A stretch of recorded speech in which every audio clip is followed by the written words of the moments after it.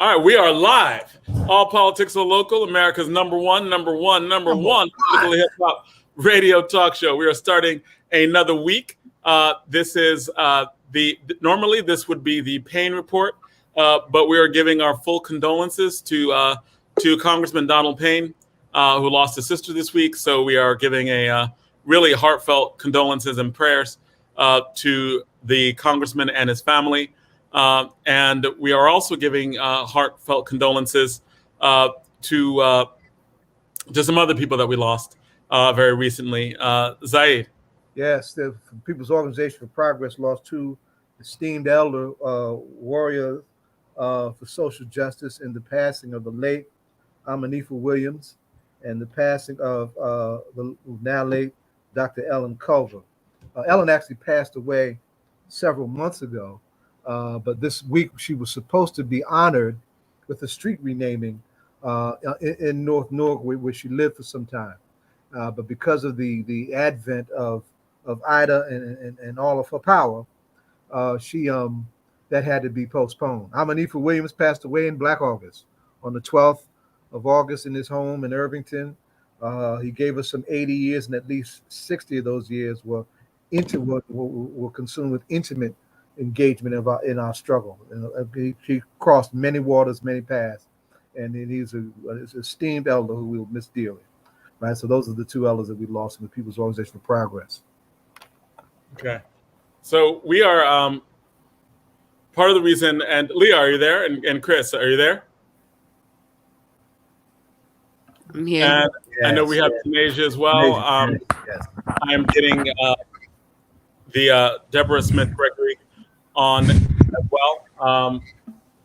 One of the things that, like this week, there are a lot of activists that we have who do a lot of work. A lot of people don't know them. This person who we're going to talk about tonight, I didn't actually know very well. I didn't actually know personally very well at all. I knew about him through my students and friends and work that he did. And I knew him from the educational advocacy he did. And of course, I'm talking about Roberto Cabañas, who passed away this week. He had very close friends and following, and in a way, just inspired a lot of young people that I knew on this. And I am, very, I knew that I needed to very much have people on because a lot of people who I very much respected. I respected the work that they did, and he helped so much. So we're going to talk about him and activism and some of the people whose lives he affected, some of the people who, and the connection between love and movement politics. Right? Because I think that a lot of people get lost in that, right? Like bottom line, what is all this stuff about that people fight about, that people are activists about? The bottom line of all of that is love, right? Like spreading of love and having that as part of a community. So we have a few guests on to talk about that tonight. We have Leah Owens, whom many people know, a activist for many years, also a former board member and a continued activist and educator. We have Kris Towkaniuk, and who is one of my former debaters and organizer. She's someone who I actually didn't know Kris from the streets. Well, I didn't know Kris was in the streets, right? I had no idea. Kris, yes, ma'am. I thought she was coming to debate practice, but she wasn't that debate practice. She was in these streets working on education, right? And also we have Tanasia Brown, who also was one of my former debaters who got into educational activism. And both of them were I thought they were going to come to debate practice, but they were in the streets organizing. And part of that is, just the power of activism and how it's rooted so much in love. We also have Deborah Smith-Gregory, who's coming on, who will be coming on shortly. But I wanted to start off just by asking you just to talk about Roberto and to talk about, just that whole spirit of activism and love that really all of you are known for anyway. There was a lot of love and joy that I saw from a distance. And I always got blamed for stuff, but I was like, no, that's that other dude. I'm not responsible for that, right? Leah or Kris or Tanasia, if either of you can start to just talk about that activism that you did, that connection, and the love that you clearly felt as a result of that movement. All right, so I know Leah. I'll give the order. I'll modesty. You see, none of them spoke up at once, right? So you're gonna have to get somebody in charge. right. But it's also again that mutual respect and love that's going on, and everyone's deferring to everyone else. So Leah, can you start us off with what was your experience with activism? What was the connection? I know you wrote about it earlier, and I know this is difficult for everyone to even have this conversation. And I'm hoping this conversation is cathartic in some way for when we deal, like when this happens, and the intensity of the love, like the real love that is there. Yeah.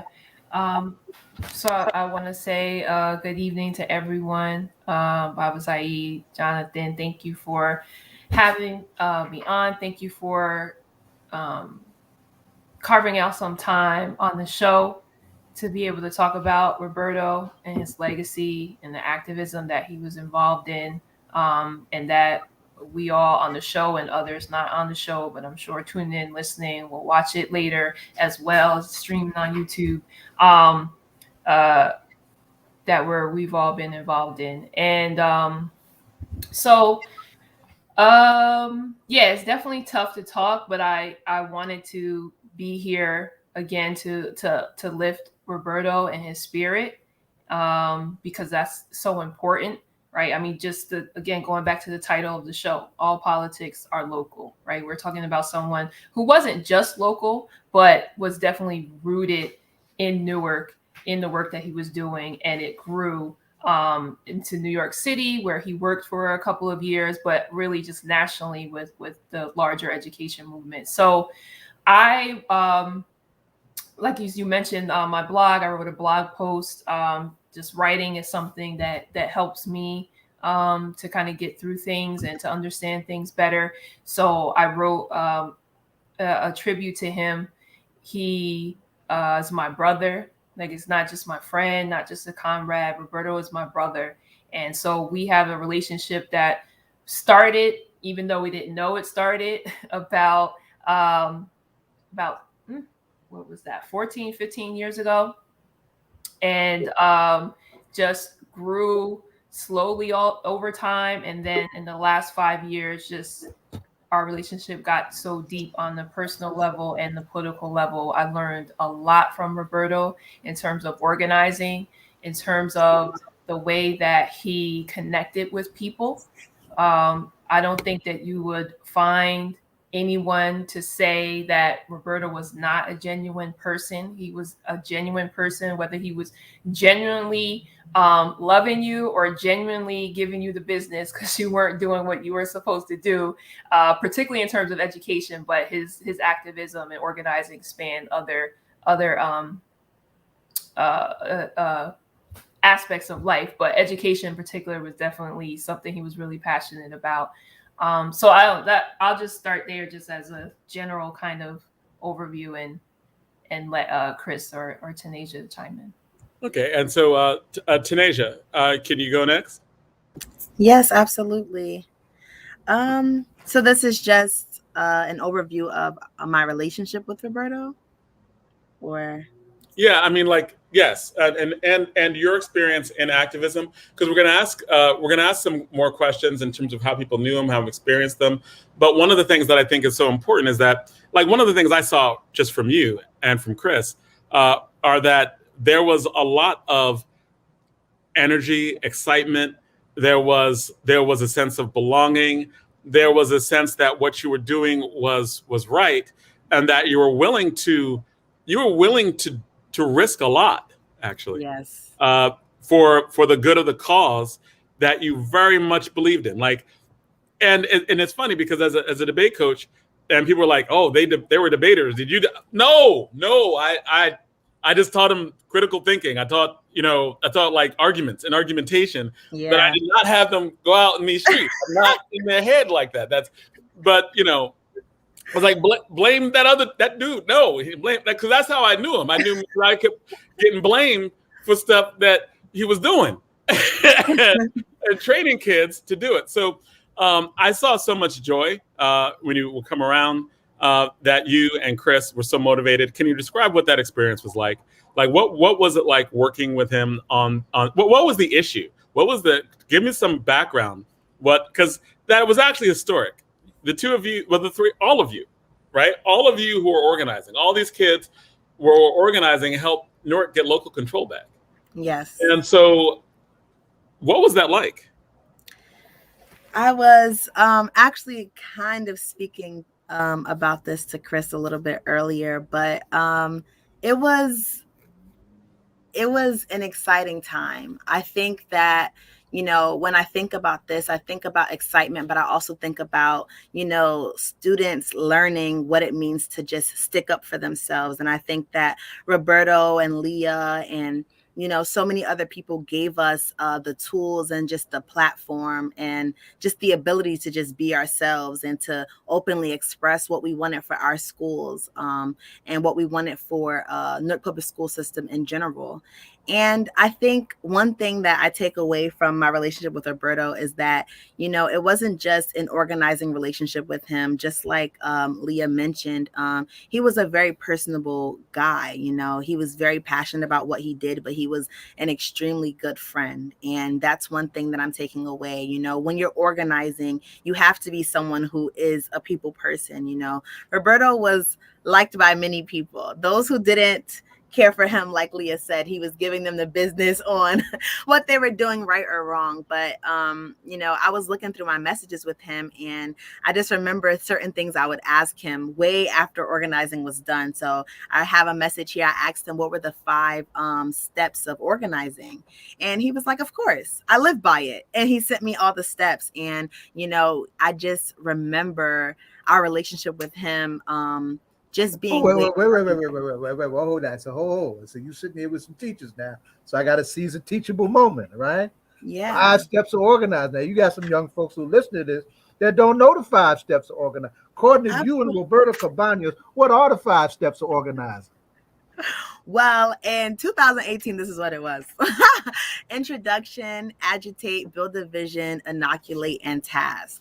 And that's something that we followed for our protests, our events, sit-in, everything like that. All of the things that we've done together, we followed these 5 steps. And I'm not sure why I asked him about this way after the fact, but he was always so willing to just teach and just guide me through everything. Even after I graduated high school, him and Leah were at my high school graduation. And, when I graduated college, he didn't come to, COVID was happening. He couldn't make it to a cookout that I had in my backyard because he actually lived kind of close to me when he moved, but he brought by a card. And I just remember those personal moments with Roberto on top of, how he taught us different things that we needed to know when it came to organizing within the Newark Public School System. So, he is greatly missed.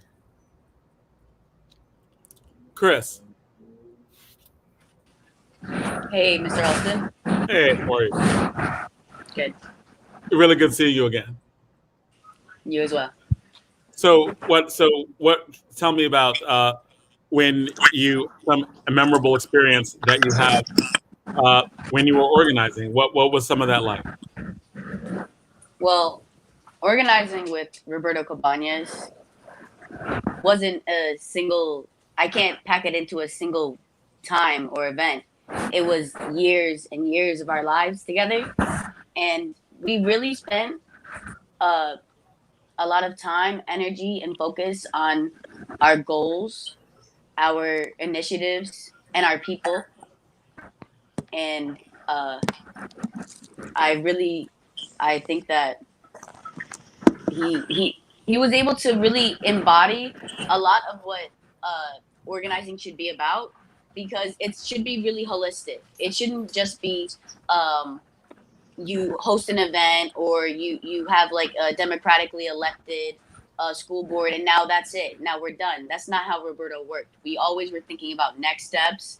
We always were trying to figure out how do we create longevity from what we're doing now. And there was a lot left to do. And I think that it's great that we were able to accomplish so much in a short period of time. Yeah, I found that impressive as well. Deborah Gregory, thank you for coming as well. Deborah, I've known since I was in high school, starting out. She was one of my teachers in journalism. And there are some people who teach generations of people and have such a consistency with that integrity of teaching. I always say that anytime I'm with Deborah Gregory, I'm always honored, right? Because like there's like a generational aspect to this program tonight that I enjoy. Deborah, when did you meet Roberto, and what was it like in your experience organizing with him? I would say we met about 12 years ago. And to what Kristen said, there's no one single event. It was a series of activities and organizing, and the one thing that, if there was a word that I would use, one word that I would use to describe him, I would say fearless. He fearlessly organized. He fearlessly attacked issues. He fearlessly recruited people.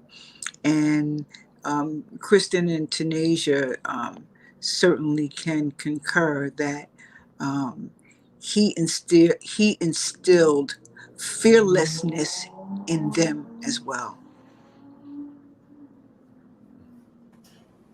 So and you're saying like instilling fearlessness. What did you see? How did that happen? Like when you're talking about fearlessness, what is that, and why is that so important? Because it means that you're willing to do whatever it takes, no matter what that is, and it might not be comfortable. That's right. It might mean risk taking, but if the larger goal is to deal with the issue, then that's where the fearlessness comes in. I can think of quickly two events. One was with Kristen talking to the governor. The fearlessness that he instilled, that Roberto instilled in her,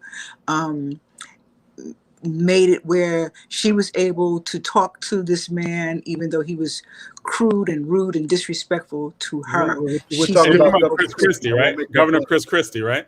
Yes. Mm-hmm. Yes. Mm-hmm. That's no small task. Mm-hmm. Right. And he was awful to her. She was focused and stood her ground, and that was from the training that she got from Roberto and his fearlessness. I clearly remember that. Another time we went to, I think we were going to Department of Education. We went to the Gateway, and we had a number of petitions, and the police wind up being called and trying to stop us. We walked all the way through the Gateway, chanting and letting people know what we were doing there, and why we were there.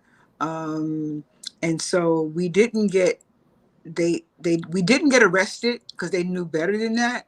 But it's just another example of his fearless leadership. I have an example as well.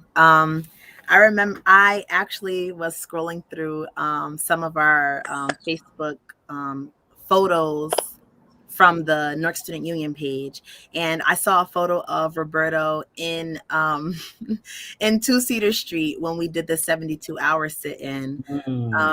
And he was just there, and we took a photo of him just in his element, just amongst us, sitting down. He was laying on the floor because some people had donated pillows and covers, so he's like just laying on the floor in 2 Cedar Street. We occupied the kitchen area as well as the office spaces, but he was like, he put his like bed space right there in the kitchen, and he was just like looking up like it was a normal thing. And so, you know, he was extremely fearless and, you know, taught us not to back down. I know when the stakes got really high during the second sit-in, the 72-hour one, you know, we had demands and we wouldn't leave until the demands were met.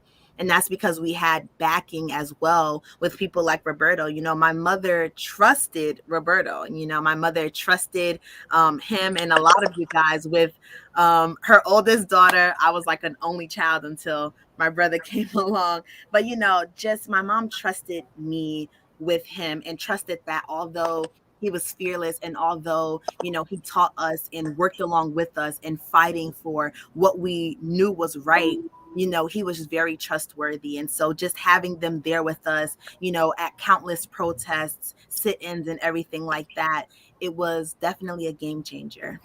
Like what I found is that you were fearless but not reckless, and that there was a lot of integrity in what you were doing. Like, you didn't curse out the governor, right? Like, you spoke forcefully. I probably would have done that, but you know, I'm glad I wasn't there. But there seemed to be a certain like, you said that do whatever it takes, but one thing I would just like to just throw out there is it seemed like there was a code. It seemed like he had this code of integrity when it came to activism. So it wasn't necessarily like, there's some things I see now when people just call people names and they're just like, they are, I don't understand the point of what they're doing sometimes, right? Whereas what he was, it just seemed different. What was it about him that probably didn't fall into the category of just like reckless, right? Like, because do whatever it takes, but am I right? Am I reading it correctly? Was there a code? Yeah, if I could jump in, I think that's a great way to describe it. And as you were talking, Jonathan, I was thinking about Roberto and his ways. Like, no, he's not gonna, he wouldn't curse you out. But he's going to tell you what you need to hear. And the thing that will always get me is that he'll say it and then he'll have this huge smile on his face. And sometimes he might even, you know, kind of laugh a little bit. And I'm just like, I think most folks here are familiar with my face. That's not happening. So I would always just really appreciate that and admire that and wish that I had that sort of countenance, because there's no way I could say the things that he said and be able to have the face. So it's like, he's serious. You know that he's serious. It's, you know, he's not joking. You know that. But it's still like this. It was still like this warmth there. And again, speaking to how you opened us up with this, that it's what we do comes from a space of love, right? So it comes from a space of justice. It's not about hate. It's not about tearing down. It's not about name calling. It's about justice. It's about people being, looking at people as human beings and treating them as such. It's about making sure that everyone has and not one person is going without. And I think also, as I was listening to Tanasia and Deborah, I just like to say, and not only with the fearlessness that he was able to demonstrate and model, and other people could see that and emulate him, but also just, again, that the love and support. I would imagine that both Kris and Tanasia know this, but I definitely want to say there is nothing that he wouldn't do for both of you and others as well, but there is nothing. So if that was ever a doubt, because we always would, you know, just talk about everything that we've been through. So just know that there's never a doubt that there is anything he wouldn't do for either one of you. I just want to weigh in. One of the things, because we're all connected and sometimes we tend to forget that.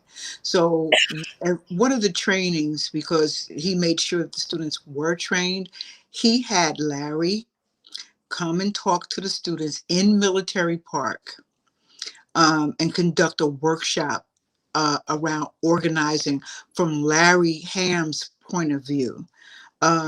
Because Larry was not one and is not one to jump up and down and hoop and holler, or as you say, be reckless. You're on purpose. You're intentional with what you have to do, and your focus is on the issue. It's not on the person. So Kristen was able to stand toe to toe with the governor and not flinch an inch and not step back until the governor stepped back, because the training was there. They would train. Roberto would give them other kind of trainings and different scenarios, like what if this happens, what if that happens. So they were prepared not only for demonstrations and rallies, but in essence prepared for life.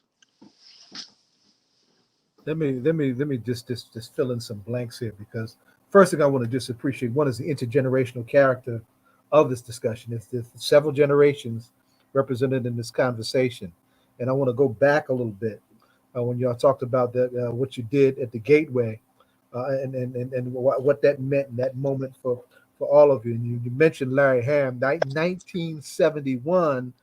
That same Gateway, they do an occupation, they do a sit-in. That was important in sparking the Black student movement in this town, and giving some important support to the teacher strike that was going on at that time, as the kids were fighting for the well-being of their education. And the fact that we're talking about a young organizer who we just lost in Roberto, and Roberto bringing in veteran elders, veteran organizers like Deborah, like Larry. Larry just observed his 50th year in organizing.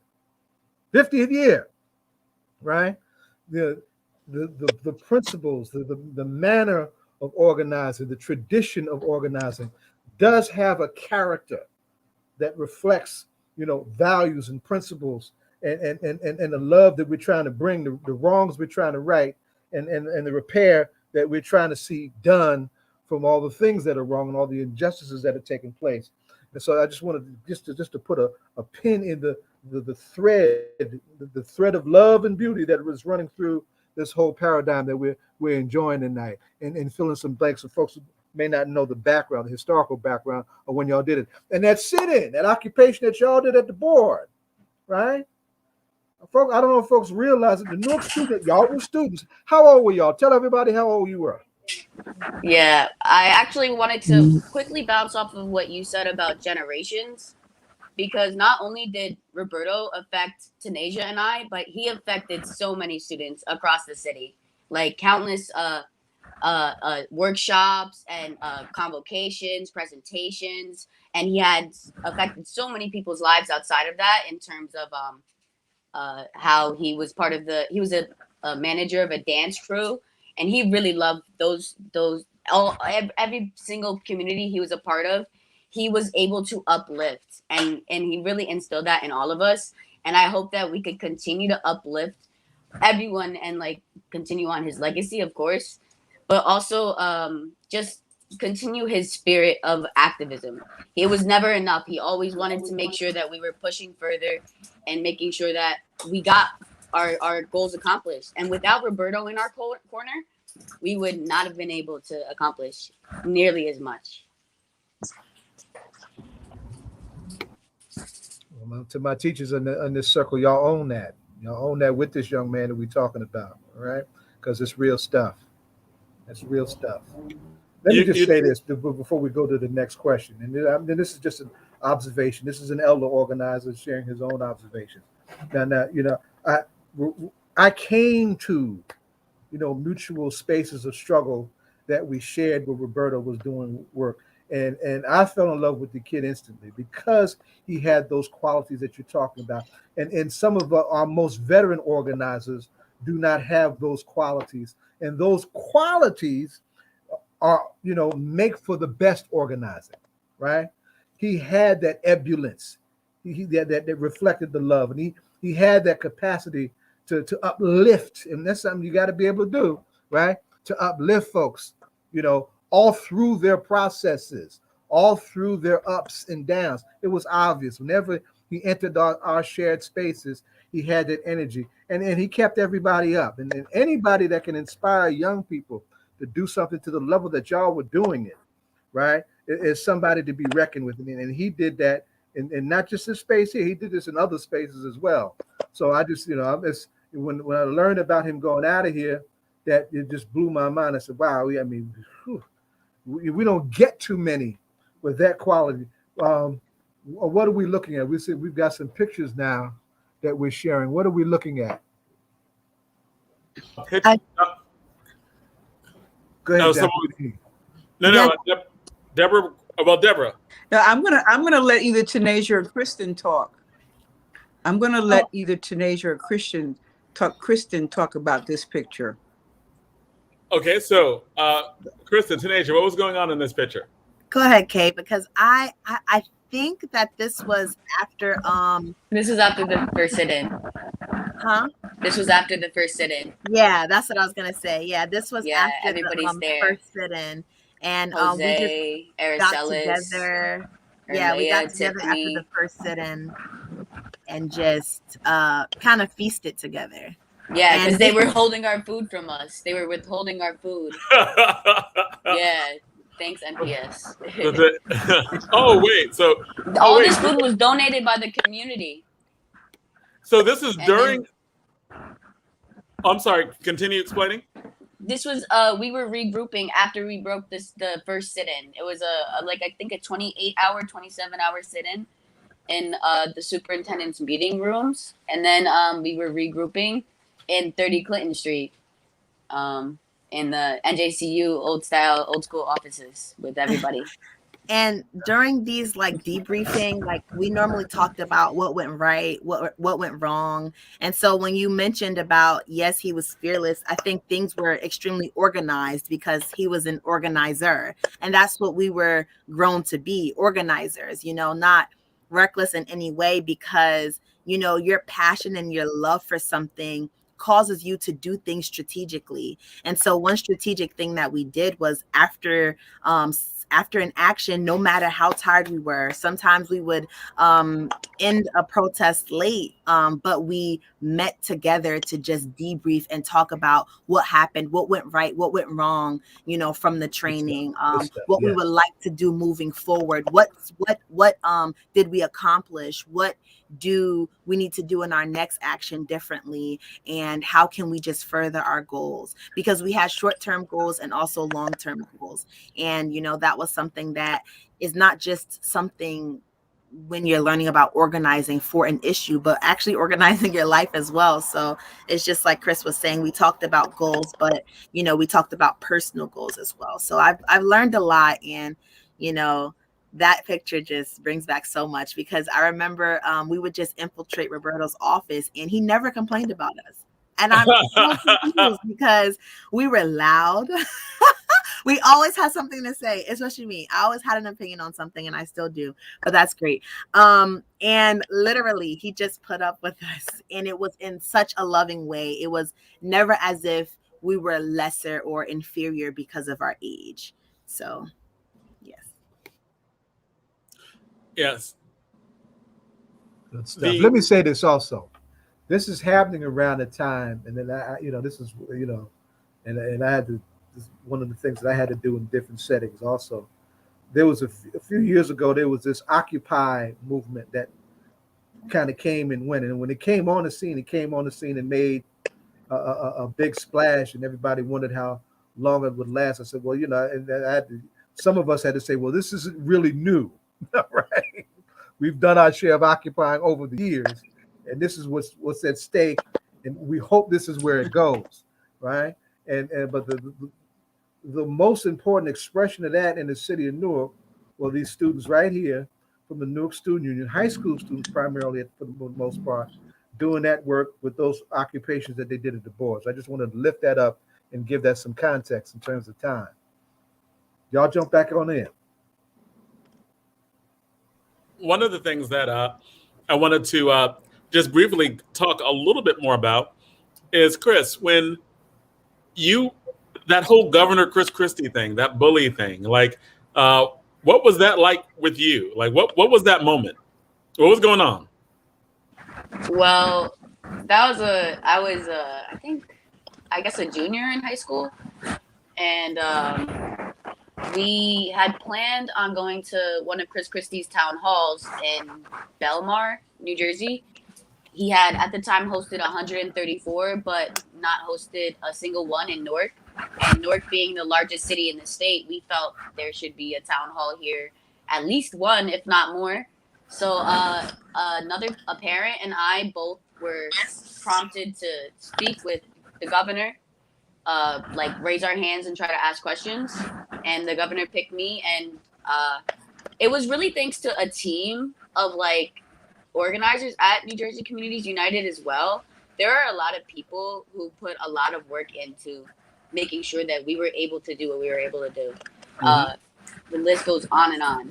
But we were able to like formulate questions beforehand, like scripted, like worded questions. So, you know, we wouldn't like miss the right opportunity to say the right thing. Or, but with dealing with Chris Christie, it was exactly what you would expect it to be like. I mean, you're dealing with Chris Christie. He was pretty rude. He just told me that basically I asked a question that wasn't so smart, and that his staff picks his meeting, so he would probably not show up. But in the end, we still got to expose him for blatantly ignoring like clear acts of protest that he like refuses to come to the city. And like I said, like Roberto was such a major like component in like all the events that we were able to do. There was the shutdowns, there were boycotts, there were walkouts, but there were also times where we just stopped. We tried to get people to come to teach-ins in Military Park, which was mentioned before, with Larry Ham. There were art programs there. We were able to like we were really able to spread more than just our politics, right? We were able to spread more than just our ideas. We were able to spread what we thought was a culture of love and a culture of like accepting each other. And Roberto was a major component in that. And that seemed to be, yes, Deborah? The main thing that he was organizing with the Newark Student Union was he was organizing leadership and allowing leadership of young people to actually act on them being leaders. He taught them how to be leaders. He did not tell them what to do, how to do it. He taught them leadership skills. And with that, they were able to do an array of things that adults would shy away from. But because he had taught them how to be leaders and to lead, so that the first sit-in, the second sit-in, when we visited the superintendent's house, just all kinds of actions. Y'all that visited allowed the superintendent's them house? to take. Yeah, we went to the superintendent's house. When did y'all go to the? She wasn't did y'all home. go to dinner? Which Did y'all go superintendent for was that? rocks? Our Wait, favorite, Right. We went to Miss the Anderson. superintendent's house, and so she moved.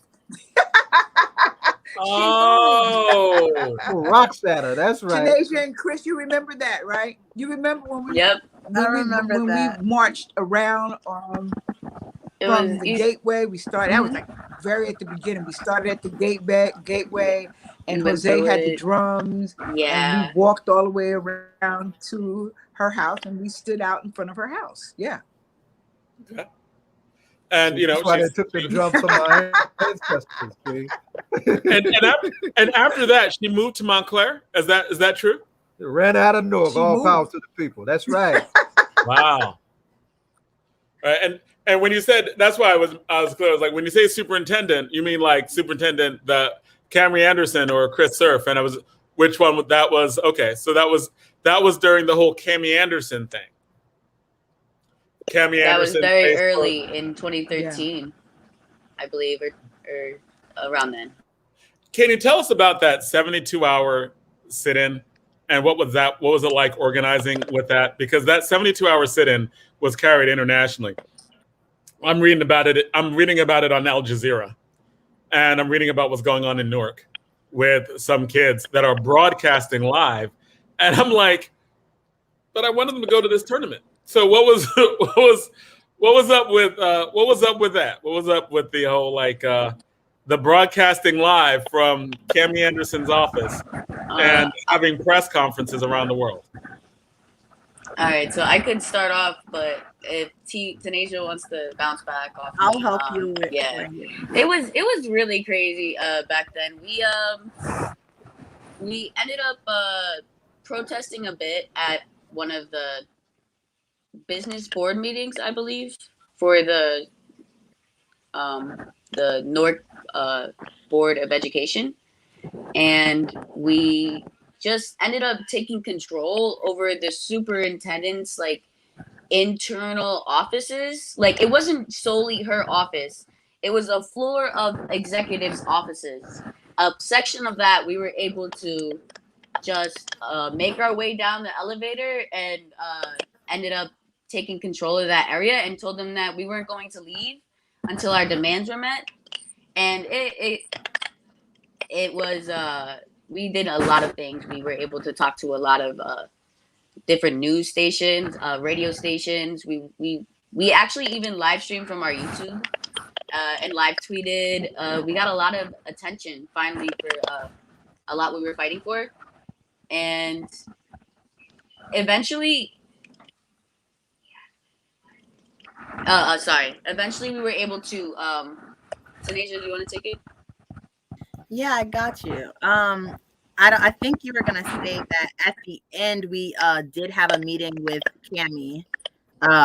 Eventually that demand was definitely met, because that was actually our main demand, because at that point Cammy Anderson stopped coming to public board meetings. So we showed up to her. So we showed up to her office and said, well, she has to come to work, so she'll come here and meet with us since she doesn't want to come to any public board meetings. I think the last time she came to a public board meeting was when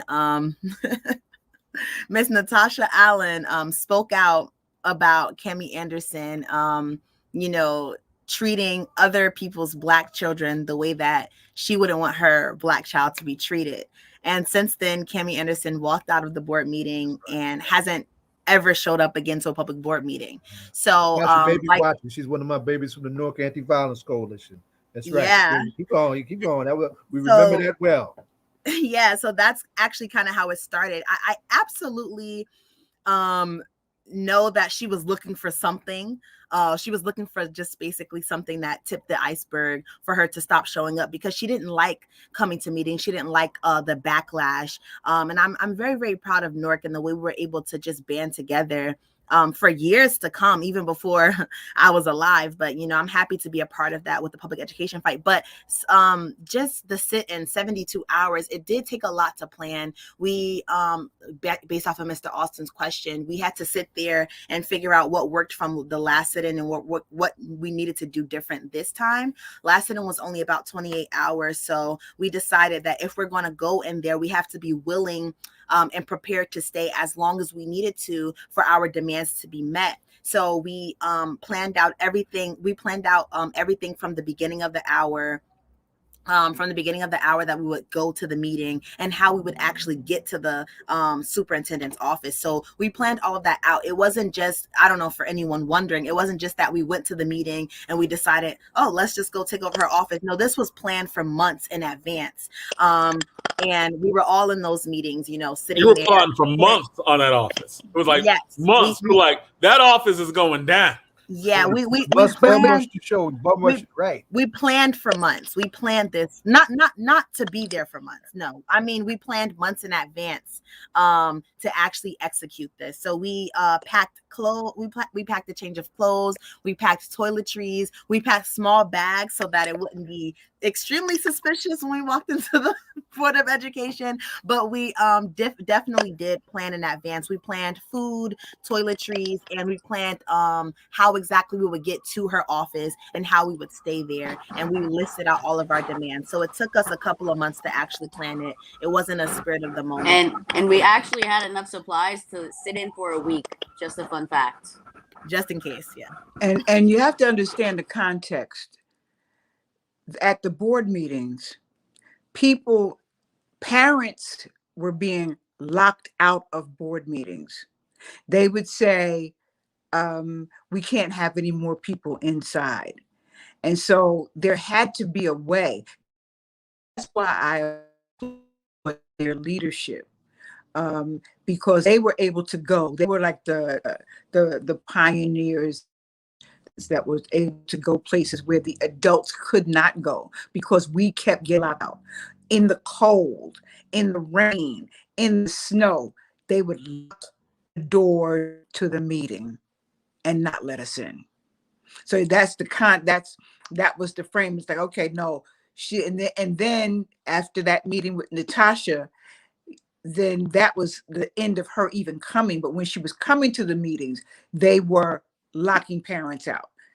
Parents protested from the very beginning, but parents were not being heard. The students had to be heard.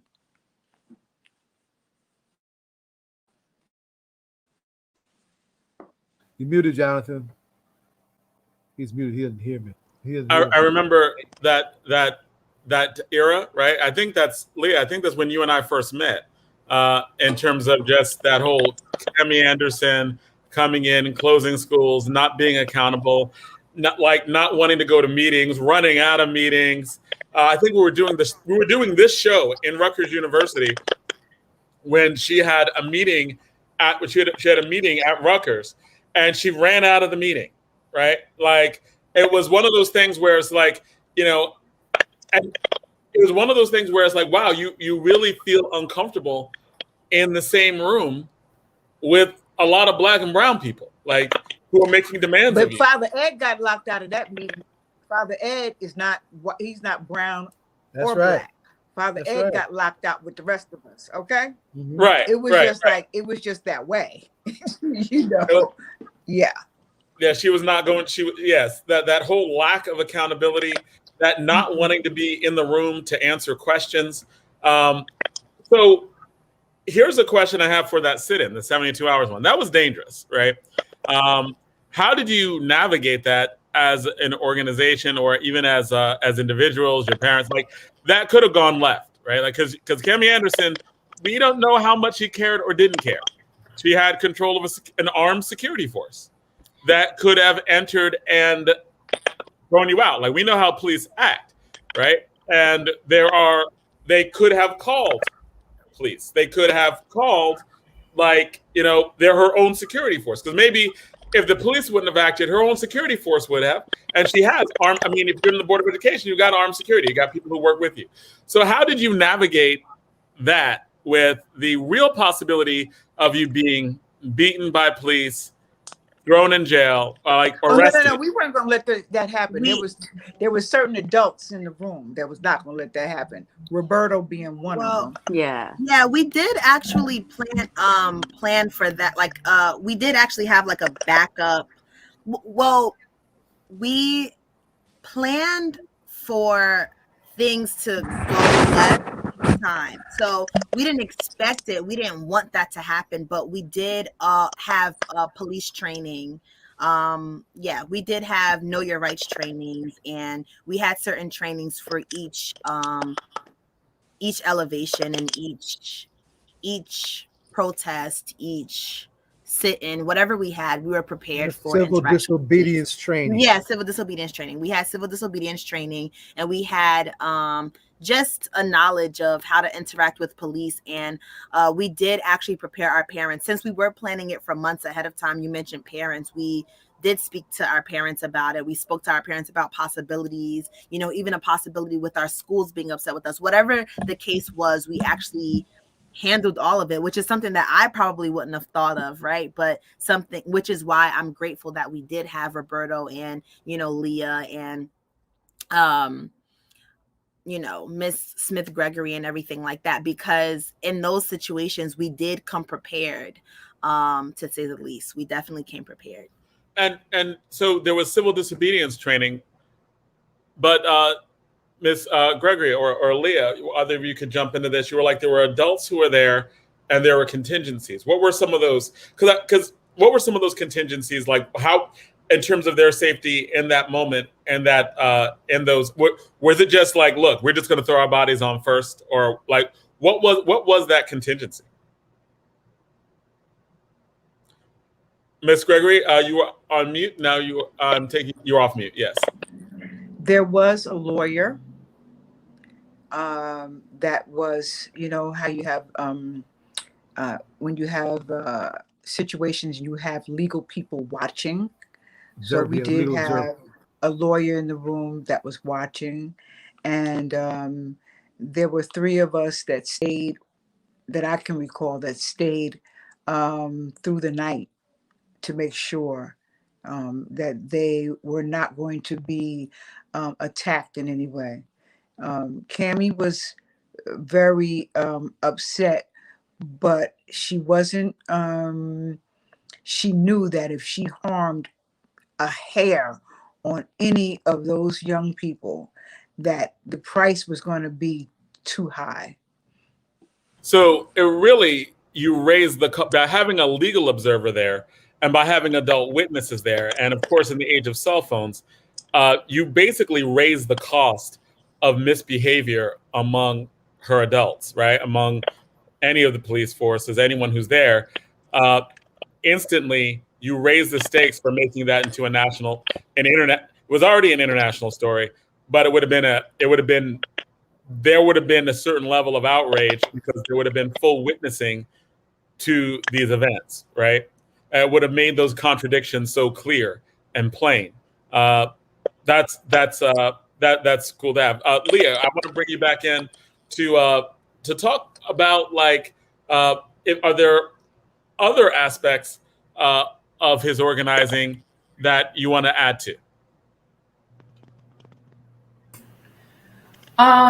Yeah, I mean, Roberto definitely carried out these principles of organizing in any work that he was doing. When I was working with him at New Jersey Communities United, was again the office we saw in that picture of everyone around the table. So I was primarily working with early childhood education workers and organizing them, co-organizing with them into a union. And so we already had union members who were in-home childcare providers. Hey, liaison, we're already on in the union. And so that was some work that he also did. And so, as you could probably imagine, the majority of in-home childcare providers, the vast majority are women, and particularly women of color. And so being able to see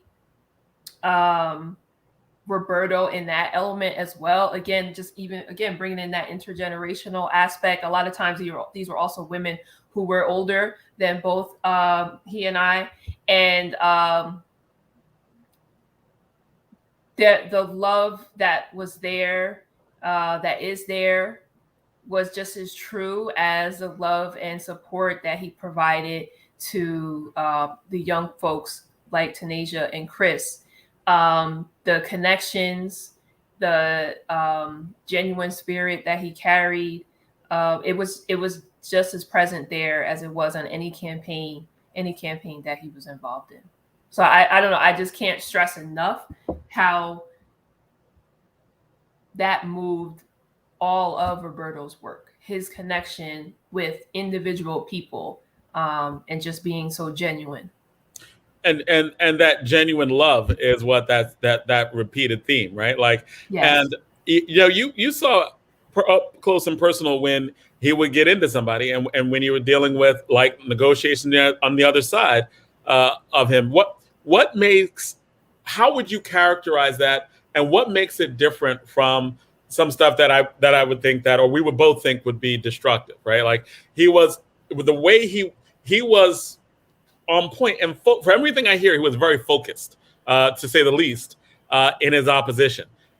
He would not back down and will hurt your feelings, right? Like, what is the difference between the way he would, not cursing, speaking, but break someone down to be like, like what was that about? Well, I would say, again, just underscoring what was said earlier, the focus, laser focus on the issue. Roberto, but before he became a lead organizer in New Jersey Community United, I believe in 2012, he was one of the first organizers that came in when NJCU got started. And so, but Roberto was Roberto before that. Roberto was active when he was a student at Rutgers Newark. Roberto went through Leadership Newark, a prestigious program here in Newark that a lot of folks who are now in leadership positions, either currently or just as a result of going through that program, were able to really develop networks. Roberto, I mean, he really was embodied intersectionality. It was like he had all of these different identities that allowed him to be in these different spaces, but at the same time, not in a fragmented sense. He was still absolutely a whole person, but he could bring himself anywhere, really anywhere. And as I got to know him and our relationship developed into a brother-sister relationship, is when I really got to see like the extent that he really had deep relationships with all types of people in the city of Newark and again beyond. So, you know, a lot of elected officials, again, know Roberto on a personal basis, not just in terms of him being on the street or, you know, if he's on a microphone or managing Dynamic Dynasty. Like, it wasn't just in one space. Folks know him from being in all of those different sorts of roles. So just again, with that, I think that helped people also to see that when he was coming through a campaign, right, one of our political campaigns, they knew it was about the issue because they knew him in all different other types of respects. So it's one of those things where we in debate we always say attack the argument, not the person, because it's not. Don't make it a personal attack, and you could hurt someone's feeling attacking their arguments, right? They'll feel devastated because you just because you're forcing them to deal with stuff that's a full contradiction. So it seems like that was that strategy was well enforced. We are unfortunately reaching the end of this period. This time, but we will definitely have you back on in various aspects because there's so much really good history that isn't talked about that we need to talk about more often on all occasions, right? And bring in up the past and present so we could better understand the future. So when in ending this section, I want each of you to and have a parting word. When in that, we're going to combine that with what we always do at this part, where we always ask, like, who is your favorite hip hop artist, individual or group, right? We always do that. So in that, you don't have to do your favorite hip hop artist, but just one that kind of meets the moment, or one that, it could be your favorite, or it could be one that just meets what you're feeling now, what you're rocking now, what's going on now. So as we end this, give your final thoughts and include that. Jonathan, I also want Kris and Tanasia to let us know what they're doing now too, right? Because this is a few years ago when they were shutting stuff down for us, right? What are these powerful young women doing for us and for themselves now too? Because I'm sure that's also instructive to us all. Okay. All right, so who wants to start? Is that volunteer thing again? All right, so I'll go ahead. Okay, Tanasia. So yeah, I graduated from Rutgers Newark in May 2020. And right now I'm studying for the LSAT, and I'll be going to law school applying in January 2022. Awesome. Yep, and I fear the other person on the other end of that legal fight. Kris? So after graduating from Science Park, I spent a few semesters at Rutgers University for political science and history. But I found that that wasn't exactly the field that I want to be in. So I took a few off, and now I'm finally gonna go back this winter to Essex County College, and I actually want to go for physics. I plan to go for either a degree in physics in astronomy or astrophysics, because they're closely related. And if you get the astronomy degree, you're going to be taking the astrophysics classes anyway. So I think I want to push myself and go for the astrophysics degree. All right, cool. Thank you. And Wow. you both, and I think that's very cool in terms of physics. We need more people to do that. Both of you, I don't think you got that song, that your artist person group. So you can throw that in there. I wanted to say one last thing. If I could just describe Roberto in one word, it would be a mentor. Like, he mentored so many people, countless people, and I know we'll all remember him for that. And my favorite hip hop artist right now is Kendrick Lamar, the GOAT, because he's coming out with his new album soon. Okay, and Tanasia, what was yours? So final words, parting words, I would just say that I'll always remember just Roberto's heart, his love and passion for the work, but love and passion for people, as we said. And I wanted to just say to Leah and Deborah and Kris as well, that Roberto really, really loved you guys as well, just mirroring what Leah said. But I remember countless conversations that I've had with him, and he's like, yeah, Leah's my best friend. So absolutely, if anything, just know that, and know that, he always kind of swore by having Deborah on his team as well. He swore by that. He was like, you know what? We're good. We got Deborah. You know what I mean? We have Deborah Smith-Gregory. She knows what she's talking about. So just to say that he adored all of you, the same way that Leah said, for me, he really adored all of you. And, let's just hold on to that. Let's hold on to our fond memories of him and with him, because for me, I don't have any negative. Except that one time that I got upset with him. I'm kidding. But everybody has that. No, but let's just hold on to those fond memories. As for a hip hop artist, I don't even listen to hip hop really anymore. So yikes. What you listen to? I do listen to hip hop, but like right now it's only Christian hip hop. Well, that counts. That's hip hop. Okay. That counts. I like this guy. His name is KB. He has good music. Okay, that's fine. And Leah, she's there. Yep, I'm here. So final words. I feel like I'm on delay. Final words. Just connecting off of what Tanasia just said. And I think it's demonstrated in how we've all been talking, but just to kind of really underscore it. And I think Kris also said this earlier, just about Roberto being a really good friend.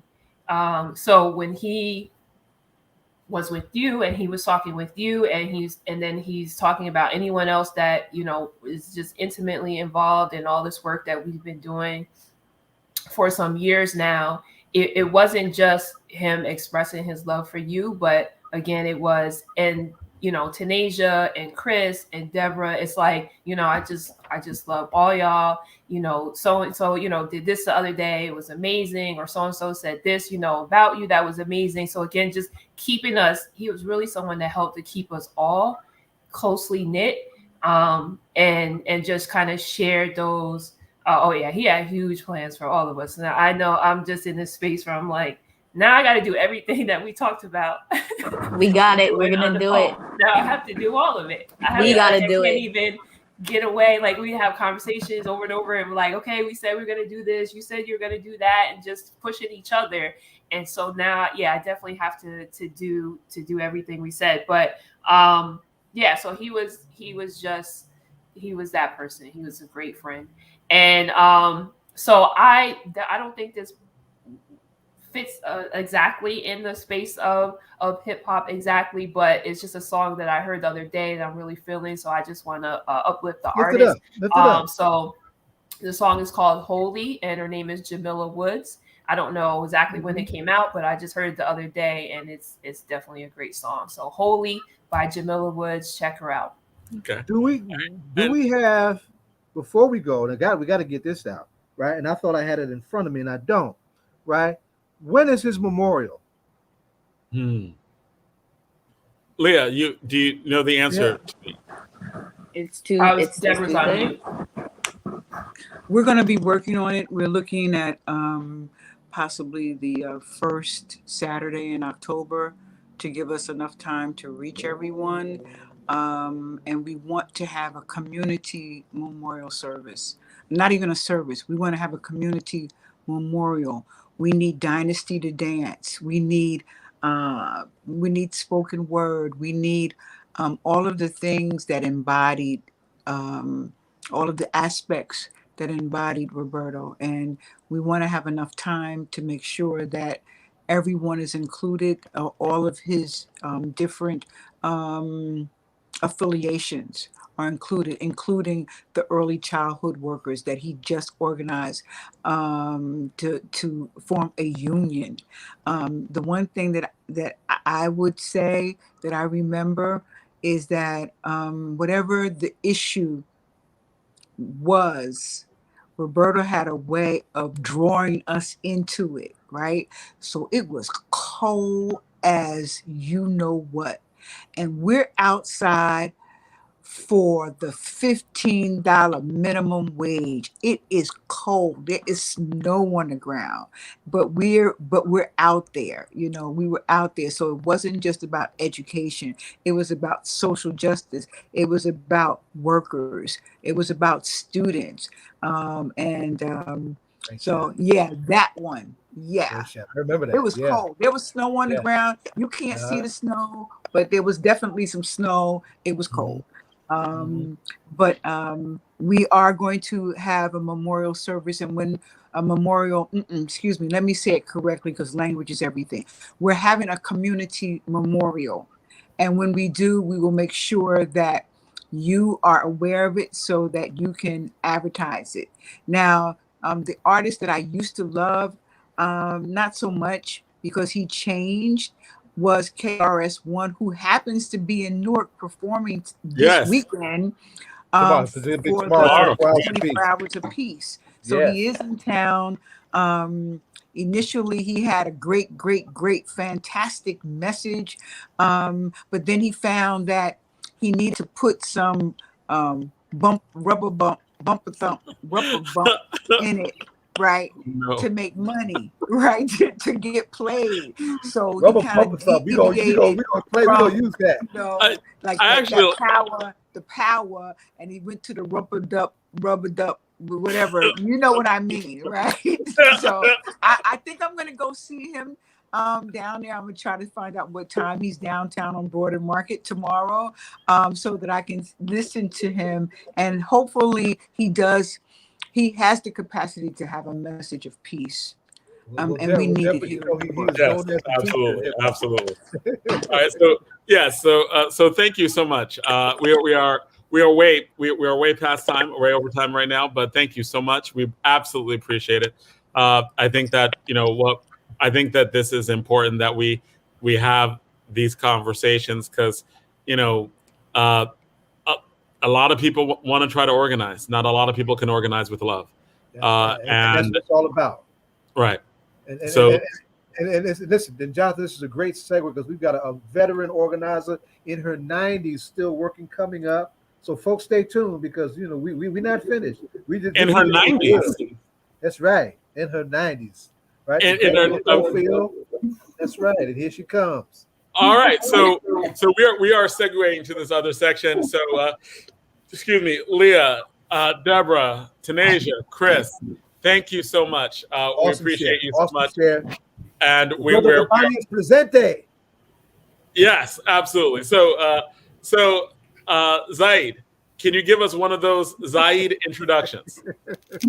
I'm an ex-fighter, so I'm gonna do a 1-2, a jab and a straight right hand and to knock you out. I'm gonna introduce Karen first, right? Because everybody knows Miss Willa, right? And then y'all know how we just gush over Miss Willa because she's done so much, been with us for so long, and just represents so much. But I just gotta look at Well, I think that, like, just in terms of the big start, like, who's on and what's it about, and then we can talk about it. We'll get into it. Let me hook it up.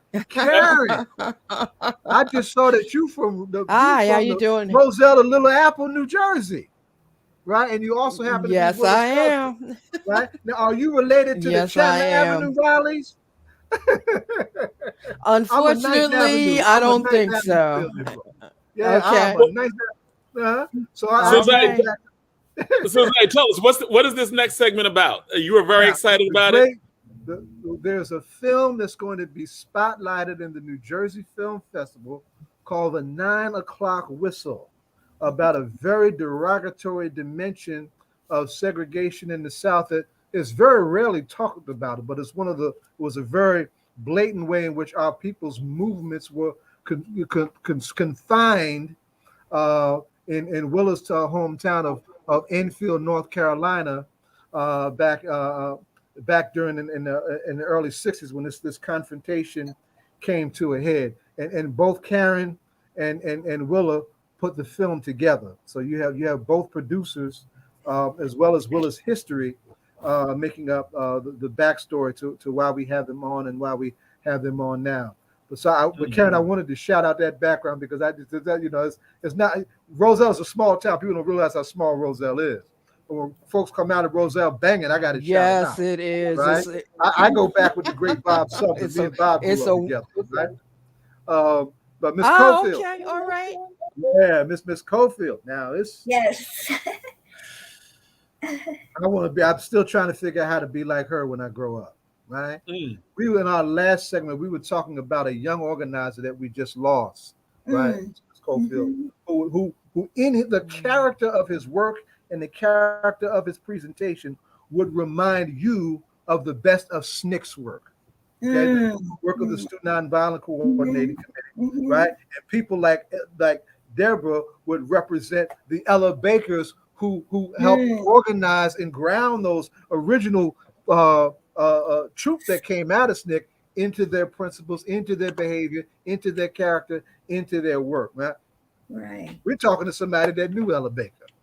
Yes. We're talking to somebody that went to Martin Luther King Citizens Training Schools, right? We're talking to a woman who defied the KKK in the heart of Klan country, right? We're talking about a star educator who was denied the right to work because she was organizing other educators, and her case actually saved the jobs of thousands of teachers, right?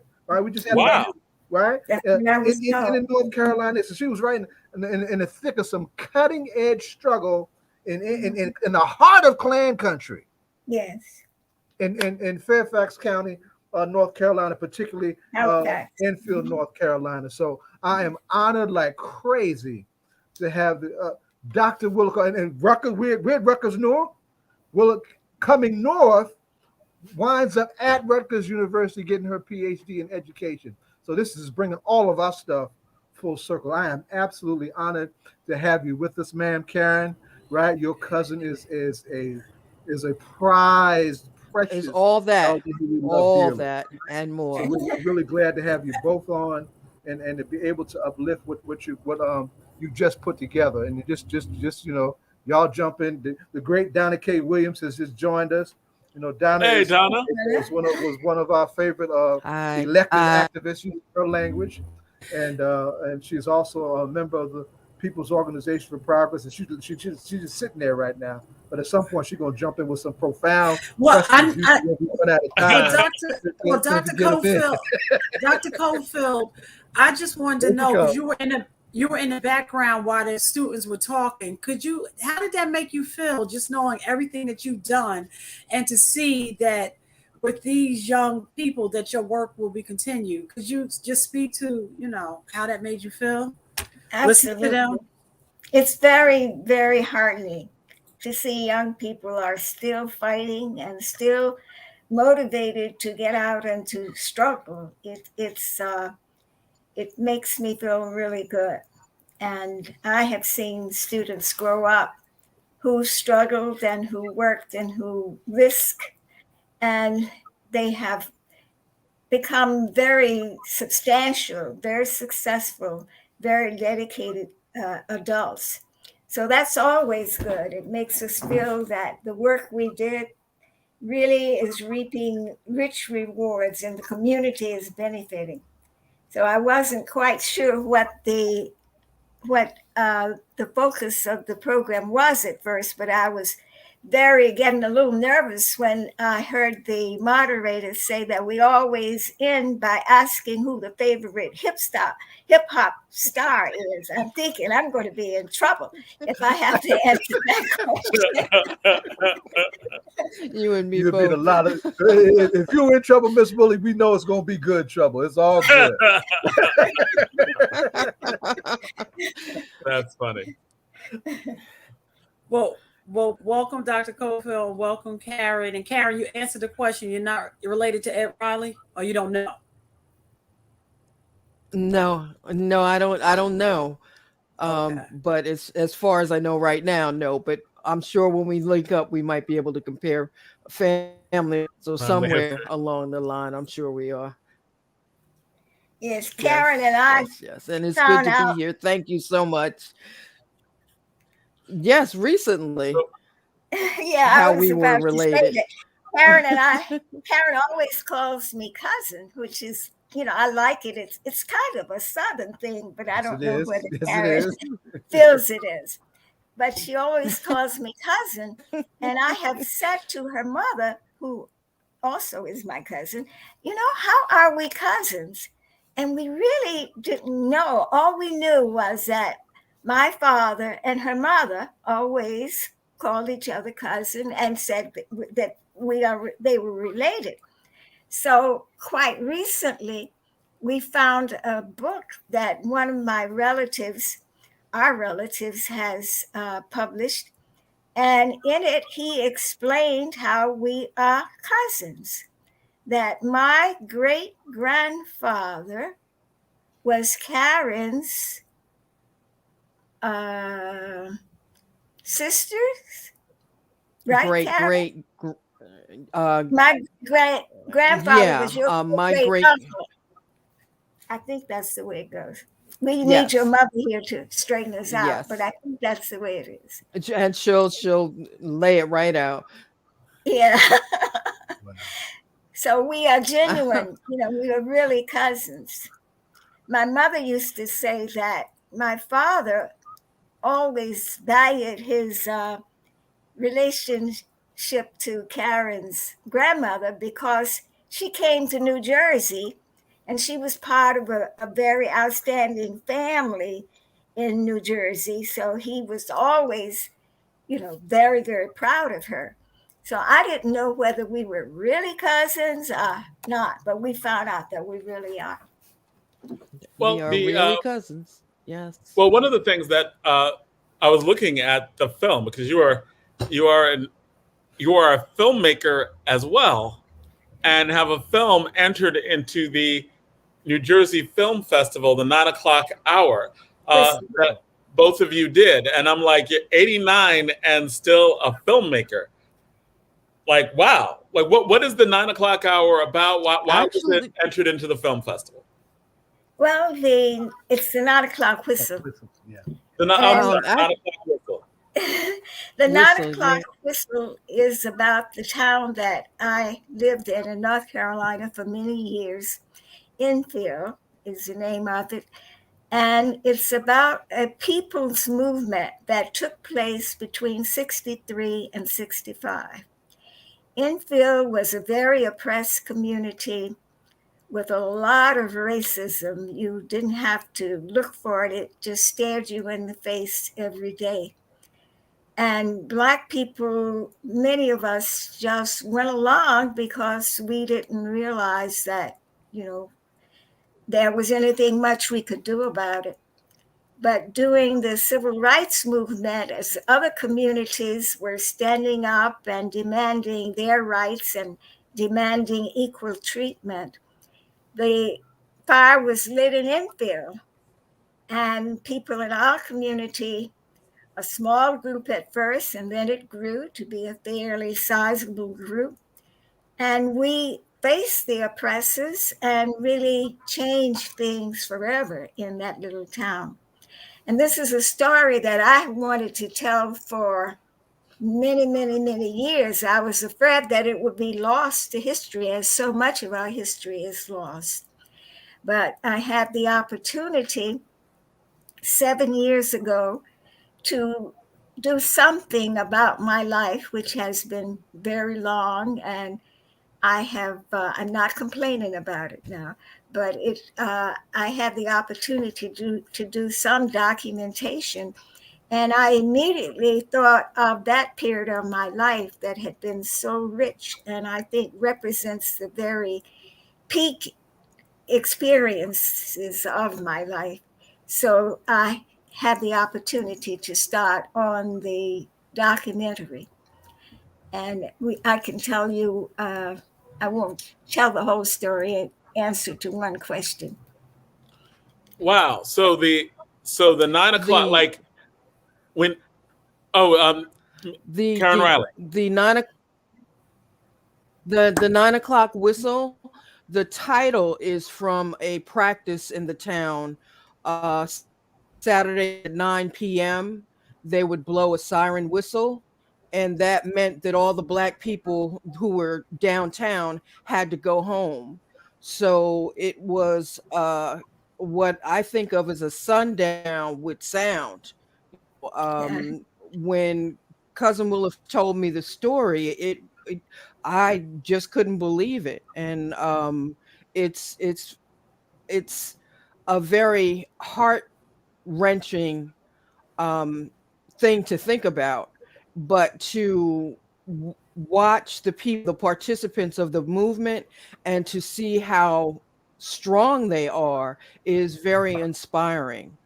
And so the significance of the 9 o'clock whistle is one of the practices that the segregated town would implement. Right. So let's make it plain. That whistle blows at 9 o'clock. Negroes got to go home. What are the consequences for Negroes at home? If you were caught downtown, you were subject to arrest. And so people knew that, and they scattered. And this went on for years. We're not exactly sure when they started blowing the whistle or the siren, but I know that it happened throughout much of the 50s, I would say. So you actually don't even remember when it started. It was just growing up. I've tried to pinpoint when it started, but I'm the oldest person around, so there wasn't anybody to ask, and I don't really remember. But I know that it happened. I don't remember it as a child, but I am certain that it happened after World War II. It was instigated. And I think one of the reasons might have been during that time, the farms were mechanizing and many people were moving into the community. And so I think perhaps having so many people on the streets, because everybody would go down, not everybody, but many, many people would go shopping on Saturday evenings. And so it became a problem because they would not leave promptly. And so somebody came up with the right idea that, let's blow the whistle and that will get them off the streets. So that's how it started, I think. It's interesting. And there was an HBO show, Lovecraft County, that exactly Lovecraft Country, Lovecraft Country, yeah. Yes, Lovecraft, and they brought it out in it. Yep. right, and they had this idea of like the sundown town, and then after it aired that night, everybody was talking about the history of sundown towns and what that meant, and it's interesting that you're looking at this film. And that you're talking about the experience. Now, is it just about, now it seems like a lot of this takes place right around the March on Washington? Yes, well, that represents more or less the climax, I would say. That the March on Washington did something to our community. We sent buses to the march, and when people came back, they were just on fire. Mm-hmm. Yes, they said, we that needs to be appreciated. I'm glad you're saying that, man. The town had passed an ordinance saying that no one under 21 years of age could picket. So that did one thing that was good. That brought the adults out, because we had been letting the children do the protests, carry the picket signs. But after the town passed the ordinance saying no one under 21 could picket, then the adults had to take a stand. I had to take a picket sign, my husband, my sister, we were all out there.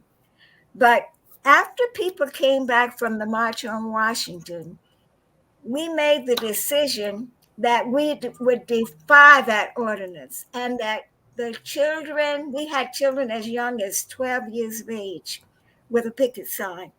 So there was this big protest downtown. And of course, the authorities were very upset. They called in the highway patrolmen. They deputized citizens, white citizens, to join, to act as police. And it was just, and most of our people, most of the protesters were in jail, because once they saw we were defying the ordinance, they started arresting people. And something just happened. The community just caught fire. The active protesters were in jail, but the people on the street just started singing, "We shall not be moved." And it was just, I guess, nerve-wracking to the authorities. And so they started blowing the whistle, but nobody left. So that represented, the March on Washington just lifted the spirit of resistance in the community. Great Ingrid Hill is shouting you out on watching you on Facebook. But let me ask you this. Then and we'll come back to the film also. March on Washington also had some personal repercussions for you and your own presence in the town. How did that play out for you? Well, I was a teacher in the town, and my students were the ones who initially went downtown and tried to use the public library where they were barred. And I was implicated as a leader all along. The lead troublemaker? Yes, well, my husband had started the whole thing by running for the town commission. And people said that this was the first time in the history of the town that any Black person had run for a political office. And we found out 20 years later that that was not so, that we had actually had a Black congressman from our town. But his act just started things happening. From his campaign, my students began strategizing things that they could do to change the community. And they tried to use the public library, and then they went to the theater manager and asked if he could let them sit downstairs. And we had protesters on the street in response to his denial. But throughout that year, I was working very hard to keep everything going, to get the protests organized, to get people out on the street. And my father had opened the doors of his funeral home So we held our meetings at the funeral home. Wow. So my whole family was, kind of out there. But the next year, I was fired. And the reason that was given was that I was insubordinate, I think, to the principal. But it had nothing to do, they said, with the movement. That the whole civil rights part of it was not a part of their concern. So I think, am I answering your question? You're there. Yeah, yes, and actually, and then some really good stuff too. I'm very interested in, like, we had our last segment was about an educator, an activist who trained a lot of younger activists. When you were trained, like when you were working with your students in terms of the people who were protesting, what are some of the ways in which they were trained? Well, one of the things that comes to mind is during the voter registration campaign. In those days and in that area in North Carolina, you had to pass a literacy test. You couldn't just go down and fill out a form and register, but you had to go through this process of being sometimes tested. They would ask you very hard questions about the Constitution or things that the average person would hardly know. And all of these things were done to discourage, Black people from registering. So one of the things that I did with my students was to get those forms and to take them into the classroom. And we role played registering, what you do, how you fill out the form. And then I sent them home and I told them, now you teach your mother and father how to fill out this form, and get any adults in your family to teach them how to register. And they did. And that was one of the effective things that we did. The night before we held our first protest, we were it was supposed to have been a party at my house, but the kids were not interested in partying. They were ready, they wanted to face the man. So two of them went downtown and spoke to the theater manager and asked him if he would permit Black people to sit downstairs, because at that time there was a little gallery upstairs that Black people were forced to sit in. So he said no. And when he came back, we called Floyd McKissick, and Floyd said, put a picket line out there and keep it until he closes or he lets you sit downstairs. So we pushed all the chairs back. We got orange paper. We made picket signs, and then we practiced it. We had the kids walk around the living room with these signs, and we talked to them about what to do if someone called them the N-word, and how to face people who would harass them. So, those are a couple of examples from how we train. But I also took students to Georgia to Martin Luther King's training. There we go. That's what I wanted to get at. Come on. Yes, we went to his citizenship training school, and he sent his staff up to our town and trained, I guess, maybe 30 people. But I took about 15 kids to Georgia, and we were there for a week. And we had, at that time, they were planning literacy classes, and they were using the citizenship classes were going to be ostensibly to teach people to register and vote, but also to give them a political education.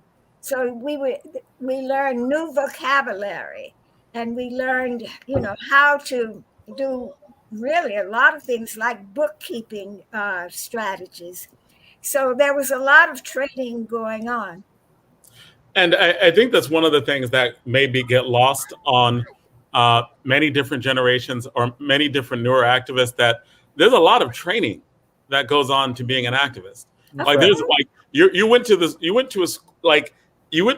a Martin Luther King training school on nonviolence. And I'm like, Yes. wow. Yes. Septima Clark. I don't know whether you're familiar with her name. Tell them who she is. Tell them who she is.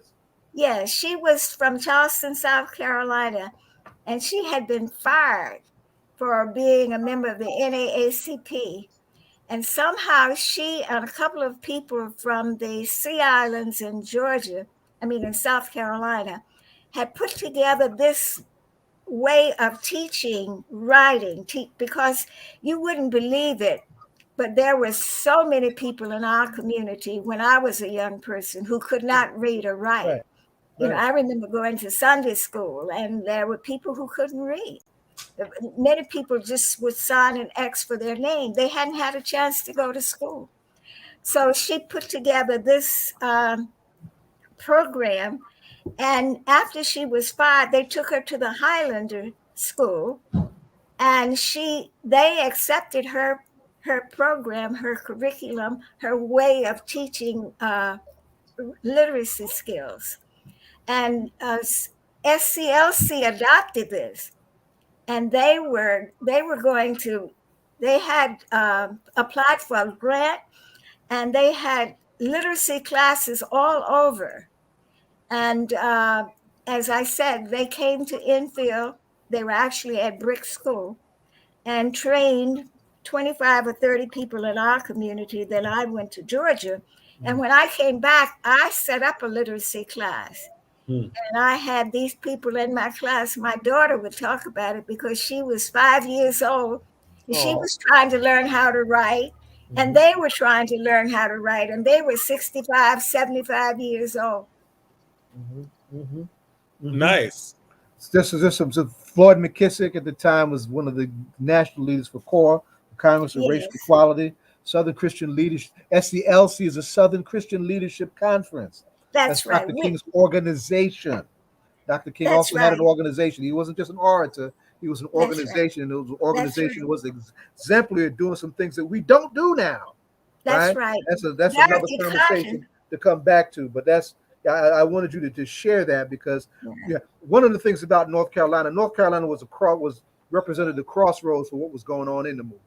Right? It was one of the most hostile places for racial violence, yet at the same time, some of the most courageous and original organizing was coming through that same wave.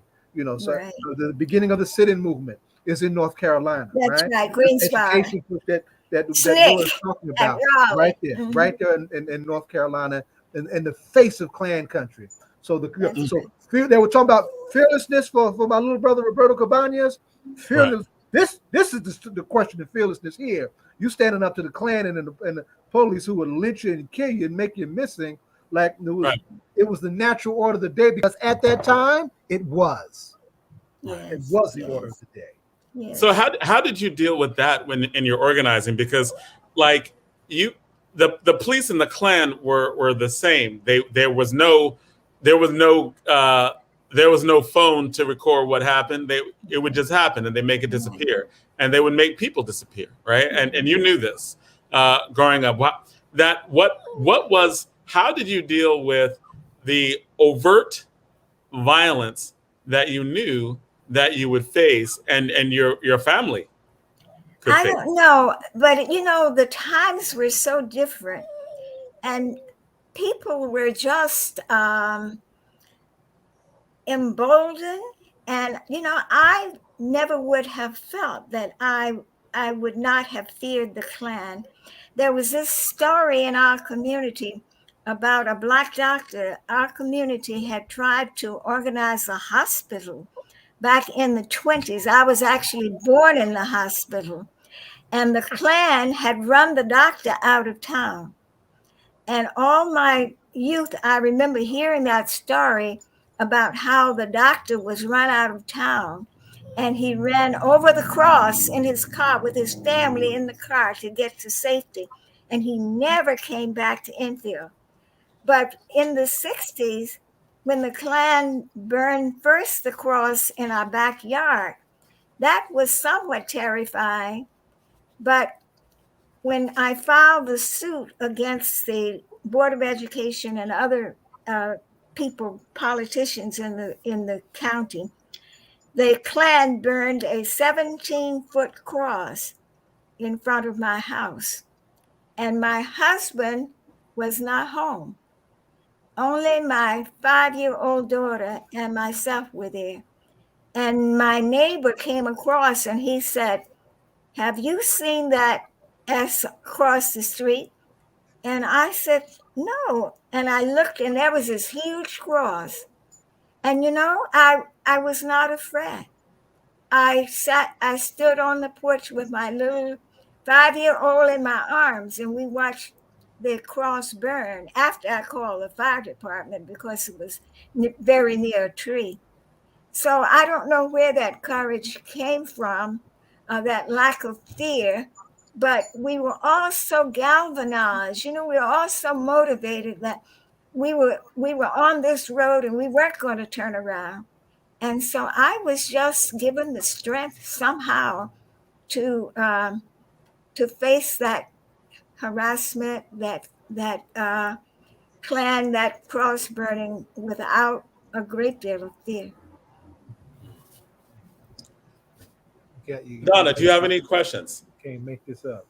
No, I'm listening and I'm listening. I think you were born for such a time, and I'm always amazed that I'm just like want to grab my popcorn and listen to Dr. Cofield tell us, why we're here today because of the sacrifices that she made. And you as an educator, John, how does listening to Dr. Cofield make you feel, when you see, that the stride she made makes it easier for you to go into the classroom and just be as free as you are today. You know what I'm saying? Well, I think that you're talking about both, not just different time, but different region, right? Like there's some places now, like what I was thinking is there's some places now where if you were taught what I teach in Newark, you'd be fired.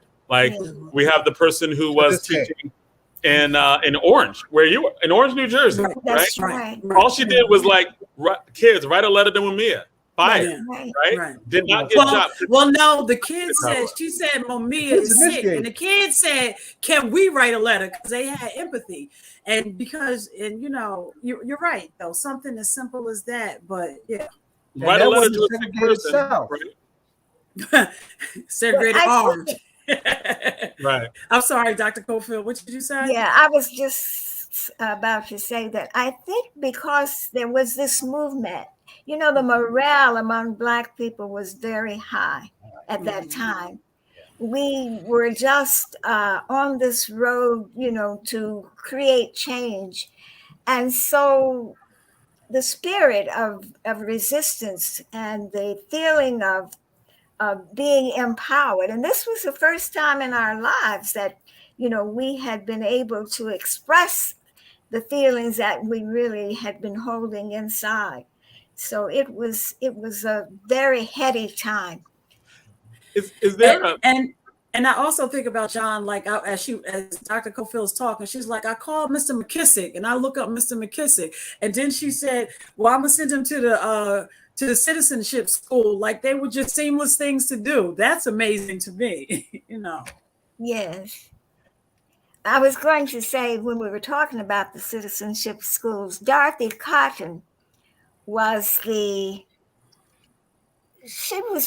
September was the administrator, but Dorothy Cotton also did a lot of the work.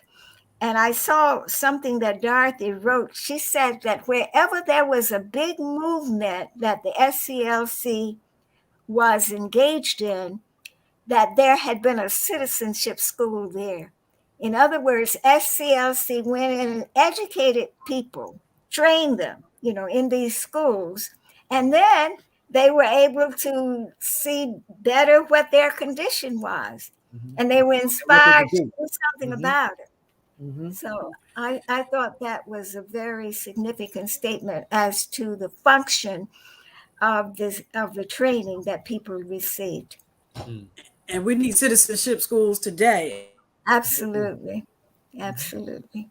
And were the citizenship schools, those were the same as the schools that were being run by the SCLC, or they go to they call them. And she raised our family in Goldsboro. So I'm just looking at that little stretch of North Carolina. It seems like a lot was going on from like that was like the entry of North Carolina. And North Carolina is still a lot going on in terms of when it comes to politics and things like that. Yes, absolutely. Yes. One of the reasons that we wanted to do the film is that the part of North Carolina that I'm from, the infield, Halifax County, that's it used to be called the Black Belt. And if you know any of North Carolina's history, you might know that they had a section of North Carolina, a congressional district. They sent so many Black people to Congress and to the state capital, to Raleigh, that they called it the Black Second. There were, I think, about 10 counties in it. And Enfield is in that area of that congressional district. And since our movement, and since the 60s, it has become empowered. And now they do have a Black congressperson. And they've had one since, I think, the late 80s. Now, when you made this film, it seems like you talked to your former students. What was the process that you went about making this film? And maybe, Karen, you could jump in here as well.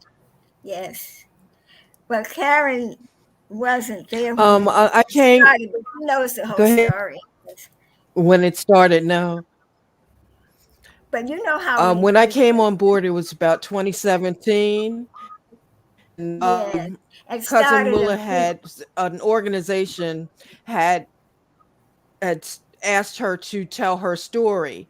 So when I came on, it was story, and that's what we were working on. Her years, her family history, and I think I started with her in either April or May, and we would work one day a week, generally Thursdays. And I came in July, and she said, "No, we're not doing this anymore. We we are changing it. I want to talk about the movement. I want to talk about my students." And it just amazed me. She had already shot interview footage in 2014. And then in 2017, she decided to call other students and get together. They had a meeting on the phone. They decided that they were going to do memoirs. And then in December 17, Cousin Willa organized, "I'm coming down to interview you all." So she just took it from, it's not my story, it's our story. And it just evolved from there. The strength behind it's predominantly women. And that was the thing that intrigued me, because I hear so much with the civil rights movement, the powerful men, but when she explained that these were high school students that are 14 and 15 years old at the time they were protesting, it just empowered me to help her tell this story in whatever manner that we could. And it's a blessing that they were willing to open up, expose some of the hurt and pain that they went through as teenagers, but they survived and thrived. And that, to me, is one of the best things about the non-council, that under tremendous stress and oppression and just pain, they were able to succeed and carry on their lives. And I must confess, there was one woman who said that it was very painful for her when I that night. But other than that, the just power behind people, that ordinary people to step up and achieve is one of the phenomenal things about cousin Willa, who is very humble. The fact is, if you hadn't asked about the lawsuit, she wouldn't have brought it up. The emphasis would have been on other people. And she's just that type of leader. And it's beautiful to be around. It's beautiful to hear. Ms. Cofield, one of the things I wanted to ask for you to elaborate on, why did you choose for it to be a community story? Like, why did you choose for the story to be about your students? And well, that is the story. That is the story. It is the community. You know, that's my focus on community, because I think that's where the strength is. The people who gave so much to the civil rights movement were the people, as someone in the film says, who had the least. And many of them got very little, if anything, in the way of personal glory, personal credit for having participated. And so I wanted to tell the community story. I didn't want it to focus on me. I am not so comfortable with some of the footage that I'm being focused on. We fought over one scene, and I still, you know, if I had had my druthers, we would have eliminated it. But the people, you know, they are the ones who made the movement. And the leaders, Martin Luther King would not have been Martin Luther King if it had not been for those thousands of people who walked all those dirty miles to, you know, protest. And so that's what I believe. And that's where I think the focus properly belongs. So let's tell us, and Karen, do the honors. The film is going to be shown on September 10th. Tell us the when and where and the how to. And I did have the link for our screen also. Okay. So why don't you share that with us, Karen? Great. Karen, you want to do that? Yeah. Okay. Sure. The is the opening Friday, September 10th. For the New Jersey Film Festival, and you are able to access it from our website, which is 9whistle.com. And if order to get tickets, you can also go to 9whistlelive.com. We are blessed to be a part of the New Jersey Film Festival and several others. And we realize that the 9 o'clock whistle and some of the links are extremely long. So we just tell people 9whistle. 9whistle.com, 9whistle Facebook. You can link up and get information. And we can watch this ourselves. We can watch these even from our home, right? Yes. Yes. I think they are calling it a hybrid conference. Yeah. Film. Yes. They have a 7 p.m. showing at Rutgers in New Brunswick. And you can also buy tickets online and watch it all day, video on demand, through the New Jersey Film Festival. But Karen, in any case, to watch it, you need to purchase a ticket. We're not sure if they are. I'm sorry. And the tickets are $15 for the film. Okay. New Jersey Film. Yeah. Okay. Oh, that's excellent. And I like the concept of a hybrid film festival to get wider participation inside of it. I'm very much looking forward to watching this film.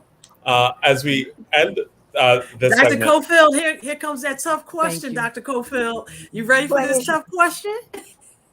I don't know. Tell me, what is it?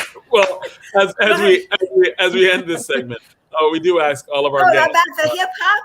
Yes, we're gonna ask you that question, and anything else that you'd like to end on. So, in terms of what us wanting to know about the film and what it's and why go to see it. So yes, so the question about hip hop, and also you can talk about the film a little more. Well, the question about hip hop, I'll have to take a pass on because I really don't know any hip hop artists. I don't think. So, who are your favorite artists growing up? Like, oh my goodness. who did you think was? Oh, I was of the I was going to say I was of the generation of the big bands. You know, they were popular. Oh, yeah. Like Count Basie and Duke Ellington. Who's from New Jersey, Red Bank, New Jersey. Yes. Just had a birthday. Yes. And I went to school at Hampton, and both Duke Ellington and Count Basie and Lionel Hampton played at Hampton, did concerts there. Oh, they did major concerts there. Yes, for the students, you know. And so that, and when I was telling someone, when I went to Hampton, Hamp's Boogie was the popular song. And we were dancing, boy. And there was one part in the song where it would go da da da da da da, and everybody would yell, "Yay!" And and there was another part when everybody would stomp the floor, and then we took off. I mean, people were doing somersaults. I mean, they were doing. It was just wild. And it was considered wild then, right? Like it was considered that like what you were doing was kind of a little. Was it considered a little edgy, a little cutting, like doing those flips and somersaults and the music? It was the thing to do. You know, most of us couldn't be that athletic, but we were doing the best we could, right? We were out there. They call it jitterbugging, and then they started calling it the Lindy Hop, I think, or something like that. Well, Dr. Cofield, do you know George Clinton? Because he's from Plainfield, right? George Clinton? I know of him. I know who he is, but I okay. That's George Clinton is very different than Swing. Well, I'm just saying, no. I was just George saying Clinton he is one of the daddies of funk, particularly what I was funk. No, what I was saying, Plainfield now. Wait a minute now. No, I was saying, Dr. Cofield, he does a little hip hop sometimes. That's what I was going to say. Oh, yeah, do it all from Newark. Yes, ma'am. Yes. Thank you. Or do it all from Newark. Okay. Okay. All right. So yes, I was, and I was actually, I really did enjoy the stories about you and Hampton, because I think that sometimes generationally, we like I am guessing, and maybe I am wrong, but that many of the adults did not necessarily approve of the way in which you were dancing then. Oh, of course not. No, but it was, you know, everybody tried to do it. Yes, and it had its own edge and its own youth culture. And the way you're describing it, it's smiling right now. There's a lot of stories behind those smiles. Oh, but yes. So that could be good. That sounds good. So thank you so much. And Karen Riley, what is your favorite hip hop artist, individual or group? Now Karen can rise to the occasion. I'm going to date myself because I go all the way back to the beginning of the hip hop. So I would have to say maybe The Sequence, Angie B, and let me think with Treacherous 3, and Supreme Team. Karen, you're gonna get our like DJ the pop in on the this Funky one. 4 Right, plus 1. exactly. The Treacherous 3. That's Angie about B. that's about that's the very beginning. my hip hop stance begins right. and ends. It's I'm more of a house head, so I'll have to pass on the hip hop question. Different types of well, no, you didn't pass on the hip hop question. You thoroughly answered it. It wasn't pass. It was kind of like a history of hip hop answer. Okay. So you when you were but you like but you like house music because you also like dancing. House music all night long. Yes. Say what? The Jersey is a house. That's it. And my favorite artist is Kenny Bobian for house music. It's Kenny. Oh, Kenny Bobian is our baby. Yes. Shout out to Kenny.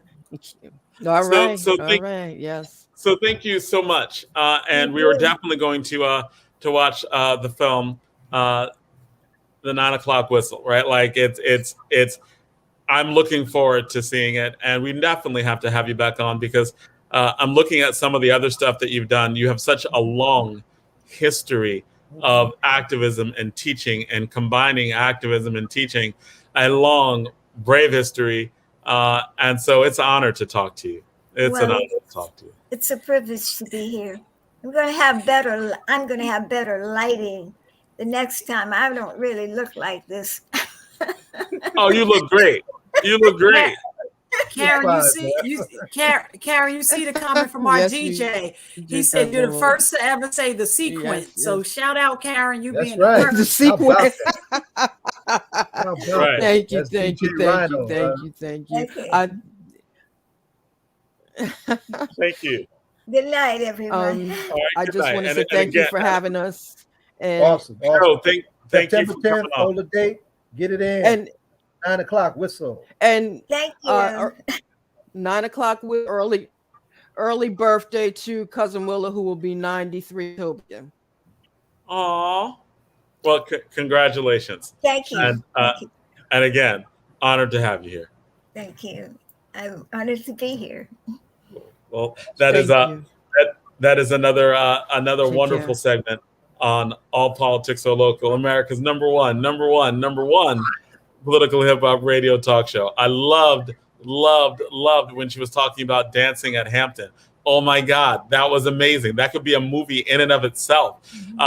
In terms of just understanding historical black colleges and universities were a part of what we call the Chitlin Circuit, right? From the deep South all the way up to New York and all the way east to Chicago and later Los Angeles. That's where all of our stars, that was their circuit, and the prayer was, as all of that popularity would develop, all of that momentum as they travel, further north, while they were also beginning to record, that they would get some kind of recognition from the other side within the industry by virtue of all of those performers, all those black folks buying those records, okay, and then ultimately getting access to some of the bigger, more named crossover ventures as they came to places like New York, Los Angeles, and Chicago.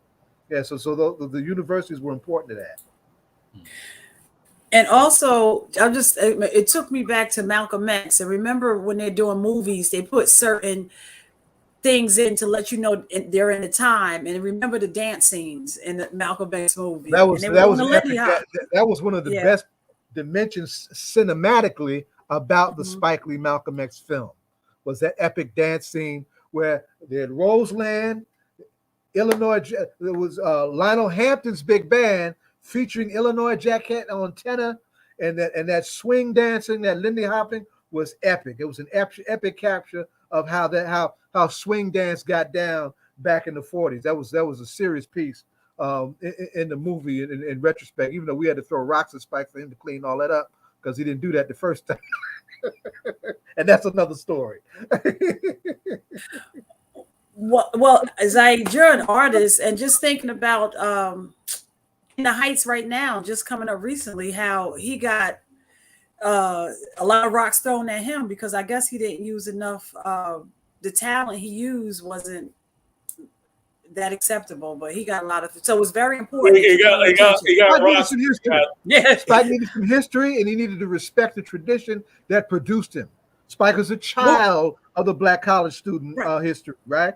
So some folks were concerned, like, he's being rather, nonchalant about some of this stuff, but this is what sustained us, right? I'm just saying, even he can't be light about this. So there was a movement, in those circles to try and check him from being, a little too reckless or too, this is another term I'm looking for, but taking too much liberty with that tradition. And then, of course, when it came to Malcolm, we said, you ain't playing with Malcolm. You're going to have a problem if you think you're going to be clowny with Malcolm. We're not going to have that, And to his credit, he recognized in time that he had to make some changes, that he had to respect tradition. He had to respect the community coming to his place and face. That's what we did. We paid him a visit at his space in Brooklyn and let him know we weren't going to play with, you're going to let him play with Malcolm. And he went back into the community, into the wealth circle, into the community, got some additional funding to improve the original script, because we got hold of that original script. It was nothing like what we ultimately got that has come down to us now over 2 decades and has become an epic space in American film history. He had to go through an education. He had to go through a community grounding education to get that right. And that changed the trajectory of his work. But even with that, he got rocked once the film came out, right? He still got heavily, deeply criticized. It's Hollywood. We knew we were not going to get Malcolm the way we knew him, right? But we were not going to let Malcolm be caricatured, right? We're not going to have that, right? So we fought for what we got, and what we got was far better than what was originally on the table. Whereas within the Heights, it seemed like the criticism there was you filmed the Dominican community in New York and you had all light-skinned, like Latinas, right? And that's the young brother going through his education, right? Yeah, and Latin America is as black and brown as African American. And that's especially problematic when you're talking about Dominicans, where there's like an iffy, there's a very complicated history with race. Haiti and the Dominican Republic are one island, right? And if they couldn't defeat the Haitian Revolution, but that back part of the island, the Spanish continued to control, right? And between the Spanish and the United States, they continued to project the most backwards dimension of racism that still persists to this day. So there's an anti-black racism and that is given a Haitian spin, right? Very backwards, very colonial, right? That still persists, and it's one of the dimensions that is still at odds quietly as is kept within Latin American communities that they're trying to learn how to talk about.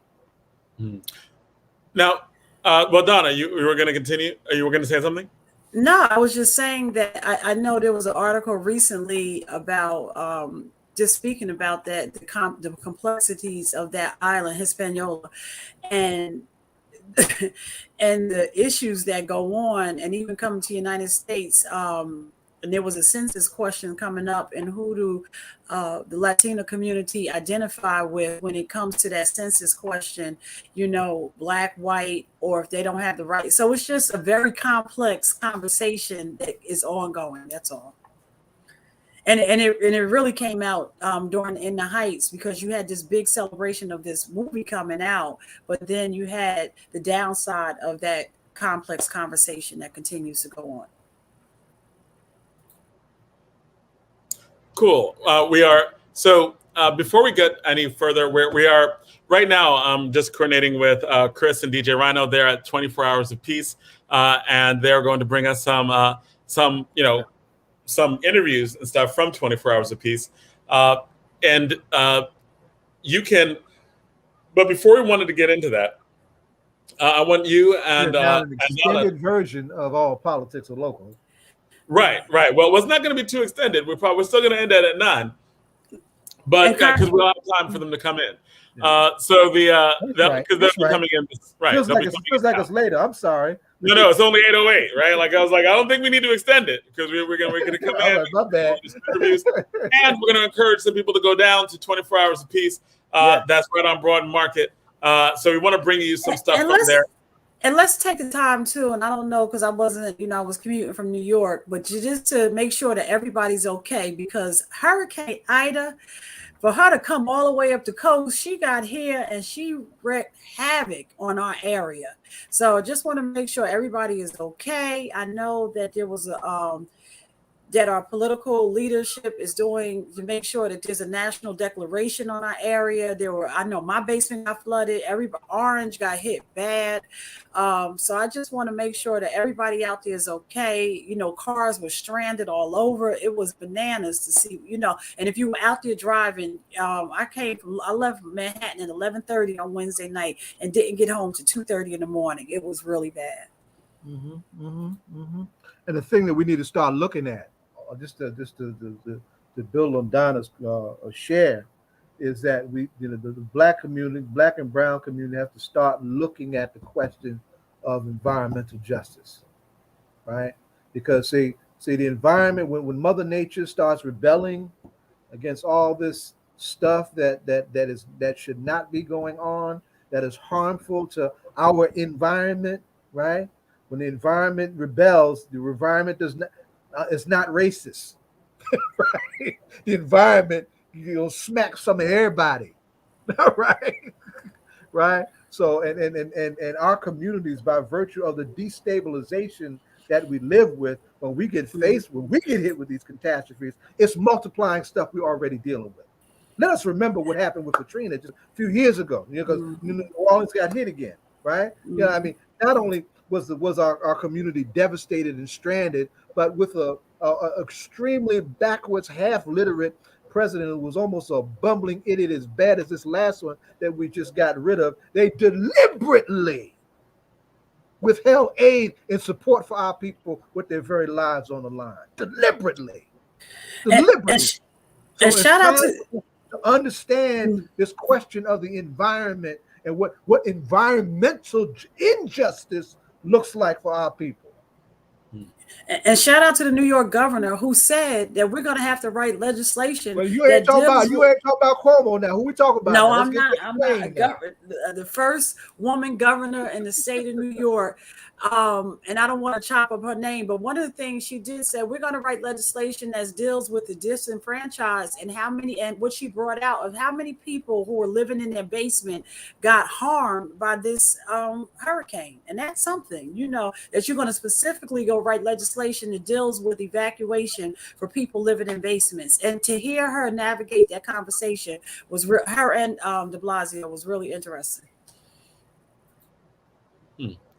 So, and that's on that question of environmental justice. One of the things, when you were talking about us being left out, Zaid, what did you mean by that? Where were you talking about? Us deliberately being left out of what in terms of environmental justice? For the most part, when most folks think of environmental justice and who the voices are that are raised up and whatnot, for the most part, it's framed as a white liberal issue. That's how it's framed. In major media circles, in major institutional circles, right? But the fact is that people of color have been fighting around this question of the environment, around the protection of the land, the sanctity of the water, right? The protection of the air, and getting killed all over the world, particularly. See, one of the things that's underneath, right, this whole immigrant question, and all our folks coming from Honduras and coming from Guatemala and coming from, that wave of migration from Central America, some of these folks are being repelled from their lands, right, that they've been trying to protect from being exploited, right? Not just for their labor, but for its wealth and for its well-being, right? And what you're saying is that there's environmental devastation that they're not just fleeing from violence, they're fleeing from environmental devastation. Absolutely. It's all related. The whole circle of all of that is very much related. Now, we've got a young organizer that we love in this town named Maria Lopez Nunez, right? From the Ironbound Community Corporation, right? Mm-hmm. Right? Maria's up out of Honduras, right? And Honduras, one of their rising stars in that organizing front was a bad eco-feminist by the name of Berta Cáceres, who was assassinated. They killed this woman, right, for bringing our people together in Honduras, bringing women together in Honduras, around the well-being of the environment and and in the protection of their land, that they're also protecting the welfare of their labor and their families, right? So the sacrifices are real, and that's part of the motion that's coming this way. So so this is not just racist stuff. There's some economic stuff that's driving this too, because these poorer countries that have these new neo-colonial kind of relationships with the United States and other countries like that, right? They open themselves up by these corporations to disregard the well-being of the environment, to disregard the dignity of people's labor, right? And exploit people in those spaces. And at the same time, they're tearing apart the environment itself. And here we are in Newark, New Jersey, right? Talking about the Ironbound Community Corporation. How are we going to do that without talking about the Ironbound, right? A neighborhood that has one of the largest concentrations of pollution of every kind in the very state of New Jersey. And New Jersey is known as a cancer belt. Come on now. New Jersey is a cancer belt by virtue of the toxicity that's been concentrated in our swamps and the industrial development that has gone on here that did not meet the kind of regulation and the kind of sensitivity that it should have, And how does that play out on our community? When we get sick from this stuff, most of us do not have what we need to address these issues and to address our well-being. When these things affect us in our communities do not have the resources or the institutional stability to address it as other communities do. So we wind up, being victimized not just by police brutality and folks trying to keep us from voting and backwards racist landlords that are trying to kick us out, during a pandemic and whatnot. Our situation is sharpened and worsened by virtue of this whole environmental threat that's real too. And I apologize. It's Governor Kathy Hochul, and I just didn't want to butcher her name, but Kathy Hochul. But she was out in them streets doing that work, and she was talking about legislation and us being mindful that environmental justice, as I was just speaking about, that we have to, as we write legislation, we have to be mindful of the people that we serve. Absolutely, and it's time for it. And one of the things I love about my folks at Ironbound is that they're training a new generation of organizers, of environmental justice organizers that look like our community, that look like Hyatt Court. You understand, right? That look like they might face some stuff from ICE, right? And a lot of that's because of the history of what's gone on in the Ironbound section, where the Ironbound section has been a cancer cluster, and it's been a cancer cluster because of all of the factories and all of the warehouses and all of the industry that was in these sections.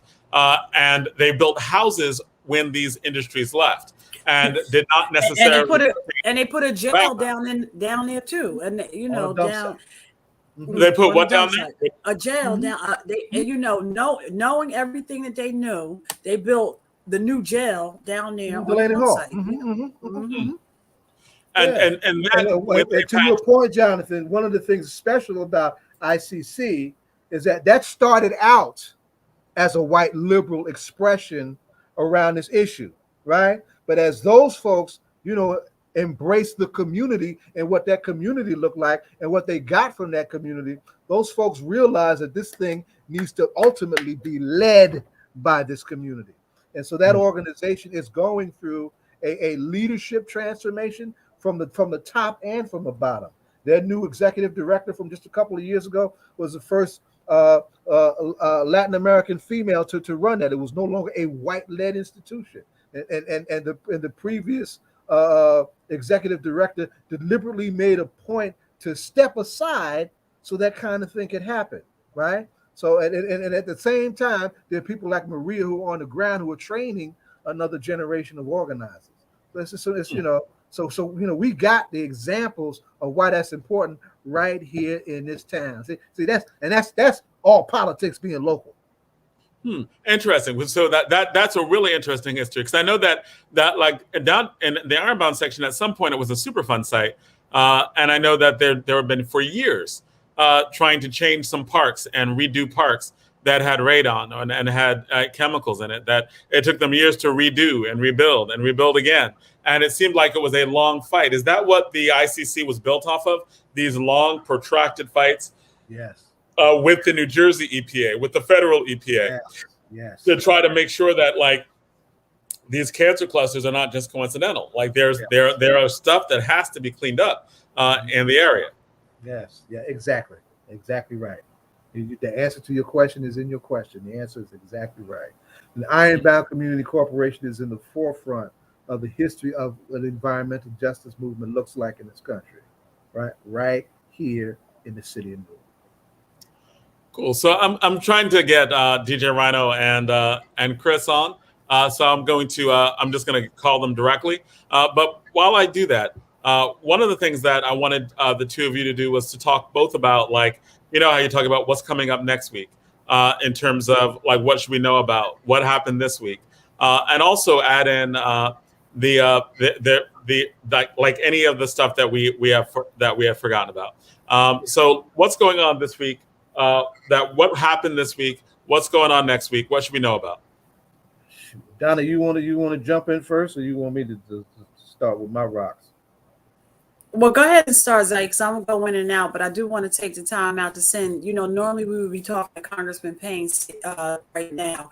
And right now, him and his family are taking family time. So we want to say Wanda Payne's name out as they have sent their sister. That Wanda Payne has gone on to glory. So we say her name with love and, of course, with laughter, because anybody know Wanda, the first thing that probably comes out after you say her name is a smile, because you think of a moment where she made you laugh or said something silly. So as Congressman Payne celebrates the life of his sister and spends time with his family, Wanda, we say your name with love and just, I know for me, many smiles, because you kept me laughing. And those heartfelt belly laughs. I just love being with her, because she was just kept a smile on your face. She followed in her dad, Congressman Payne Sr.'s footsteps in being an educator. And just, Wanda, we miss you and we love you. And Congressman Payne, we're keeping you in our prayers. I'm glad you did that. And I'll add to that, because we also, Jonathan made a point for us to also raise the question of the passing of Amanifa Williams and Ellen Culver from within the ranks of the People's Organization for Progress, two other elders that we happen to cherish. Ellen was in POP. They both joined POP close to around the same time, right? And have different backgrounds, but they were both had long-term commitments to our struggle. Ellen was also involved as an important tenant organizer over at Seth Boyden for the elders and for the seniors. And has got a strong background in education as well. She was in a PhD program as far as her higher education went. Right, she joined POP in the late 90s. Amanifa Williams goes back almost as far goes back even further than Sister Willa, and Amanifa is 12 years younger than Sister Willa in terms of organizing and protest. Amanifa Williams, out of the Black Belt South, born in North Carolina, right, but raised in Virginia, right, the breeder state. That's what the breeder crossroads state. That's what Virginia was, right. And in Virginia, he had his first taste of protest as a young man before he went into the military, inspired by the young Martin Luther Kings at the time. I'm talking about the late 1950s. And then he goes into the military, and after the military, he joins the Nation of Islam, inspired by a man named Malcolm X, all right, and becomes a soldier for the Honorable Elijah Muhammad, and changes his whole life by virtue of the way the Nation of Islam changed people's lives back in that day. And when that organization had that major fallout that ultimately will wind up with us losing Malcolm's life, right? Amanifa Williams, a witness to how some of that went terribly wrong and went terribly bad, chose to leave that organization and headed west, right? and headed west into a very vibrant time coming off of the throw. We talk about what we set off politically out of the Newark Rebellion. Let us remember the Watts Rebellion in 1965. Out of the Watts Rebellion came a huge storm of organizing and protest on the West Coast, right? That we know we need to know about the West Coast in terms of its contributions to struggle, the emergence of the Black Panther Party, and one of the things that movement, right? He was there and helped shape and participated in the very first Kwanzaa in 1966 and was our living link to Kwanzaa from 1966 right on up until he gave us his last breath on August 12th, just last week, a couple of weeks ago, right. At some 80 years young. Amanifa Williams is long distance runners and struggle. Go ahead, I'm sorry, because I was going off. You know how I go. Did you freeze? Did she freeze? Then he's up. I'm sorry about that, but go ahead and talk. But it's nothing to be at a Kwanzaa plan and Amanifa throw down his fist like I was there. I know what I'm talking about. Like, we all go like that. It goes like this. It go like this, and we just all sit back. Yeah. So yeah, Amanifa Williams was a walking archivist. He had personal archives that reflected his contributions to struggle. He was an excellent photographer. People that don't remember Amanifa the photographer, some of y'all just got him in his later years. But Amanifa used to follow the likes of Zaid Muhammad and Lawrence Ham and the organizing that we did when we were younger men, back in the 80s and in the early 90s. And he was one of the first out of the community elders to really get in my back when I started raising up stuff about Malcolm and the Black Panther Party and all of that. And that's something that I always appreciated. Amanifa Williams was also an important force locally in terms of labor organizing. Donna, appreciate this. He came east, right? Leaving, and see, I'm also, because I want to segue ultimately to some very important things in terms of what's going on with women in this particular historical moment. But just as he left the Nation of Islam, he left the Qaeda movement when its leader, Maulana Karinga, got involved in some abusive things with female members during his tenure as leadership of that organization.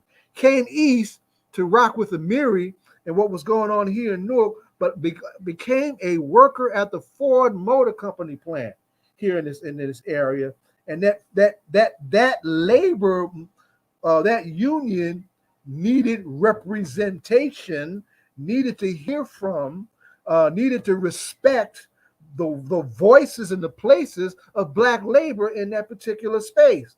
He bum rushed that space, right? And wound up being one of the most radical leaders within that union up until he retired some years later. He was a part of what was then African Echoes. African Echoes was the Afrocentric think tank of this area that had all the great Afrocentric scholars in and out of Newark, given all that history. But then there was a movement within African Echoes over being more institutionally intentional about all of this knowledge and ultimately obtaining space where we can stay and own and not be kicked out of the way we were renting all the time. That became ReFal. And he was the founders of ReFal. And it's a relationship between ReFal and Pop that he ultimately becomes the international ambassador for the People's Organization for Progress, representing Lawrence Ham and his organization in places like New York City and Washington, D.C. Step back a little bit and talk about ReFal, because a lot of people don't know about ReFal, and I liken ReFal as a Schomburg for our community. When I walk in there and I see all the different books they have, and it's right in the middle of our community, but a lot of people from the community may not know about it. Can you talk a little bit more about ReFal? Well, like I said, ReFal was we talked about in that space that we had that was African Echoes, and I'm not even angry at my folks at African Echoes when I say this. This is criticism that I give with love because I shared that space with all of them, right? But there's times when you have all of this great knowledge and this great tradition and this great learning that you come into. There are times when you have to create spaces that reflect that you control, that are yours, right? So there was a youth movement, right, within African Echoes right, to create that space, to make that space, right? Some of the elders didn't understand it, right? Some of the elders weren't comfortable with it. That was work that they weren't prepared to do. So, and sometimes organizations split, right? Exactly. I think we have. Oh, we got quit. It's time for 24 hours of peace. Kris Randall has come live on the scene. Y'all got me out here in these streets. Zane, do you got his police? Do you got his police person to protect him? Do you got the police down there protecting him? Well, the police work for the mayor tonight. Can y'all hear me? Yes, we can hear you well. Your sound is good. We hear sound in the background, but we hear you well whenever you speak. So what's going on? How is it? And this time the police, at least I know the police work for me. All right. This time I know the police work for me. So what is 24? I got a nice staff badge to say the police work for me. So, the staff badge is great. So what's going on there at 24 Hours Apiece? What is that? What is it about? Let's talk about it for a second. You can show us what's going on.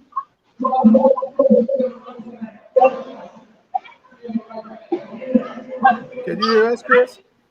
Kris, can you hear us? All right, well. Yeah, I can hear you. Okay, all right. All right, so you are backstage downtown Newark on Broad Market.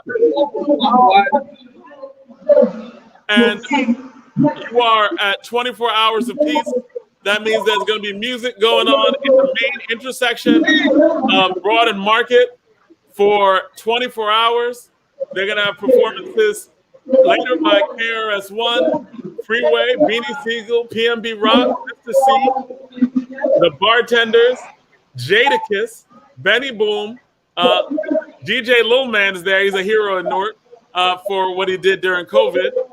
Wait, Jonathan, wait a minute. You were supposed to say, Donna, Jadakiss is going to be there. Do you want to go? You didn't say Jadakiss. Did you just say Jadakiss, Jonathan? Okay, wow, I was surprised. I was like, "Are you going, Donna? Because you want to go. You want to go. It's awesome. Because I figured that you'd be there." I got the pass right here for you, Donna. He does. And Jadakiss single too. Oh, just Kris, just let him know that your colleague is a big fan and grab an updated picture with me. Oh man, I got you. Okay, Jonathan, you gotta lead with that. You're saying I should have started with that. You gotta start the subject with Jadakiss. And then, that's been the biggest news, right? The biggest news was in 24 Hours Apiece. It's like Jadakiss and KRS-One that are headlining. It's like, wow, right? Coming off of being the new life that he got from Versus. And it's like, wow. No, he always had life. Y'all disappointed. All right, Kris, what's going on down there? I mean, listen, this is the most reasonable Black event I've ever been to. There will be no foolishness, no shenanigans, none of that. You said most reasonable. It's as safe as you will ever be in any major city in America is right here. Yeah. So you're saying it's reasonable. Yeah. I just saw Pastor Roundtree just walk past me. Anytime you know when the security detail is called Act Right Security, you know. Literally, they wearing shirts that say Act Right. If you don't act right, you might take an L. Kris, has anybody performed? Kris, has anybody performed yet? Not yet. We won't see KRS-One till midnight. I feel like I'm gonna be here until then. And where is our DJ? And where's our DJ? I do not know where DJ Rhino is. He has not been in contact with me. But I am here doing my job that I've been summoned to by Jonathan Austin. I'm gonna need my reparations in the morning, but it's all right.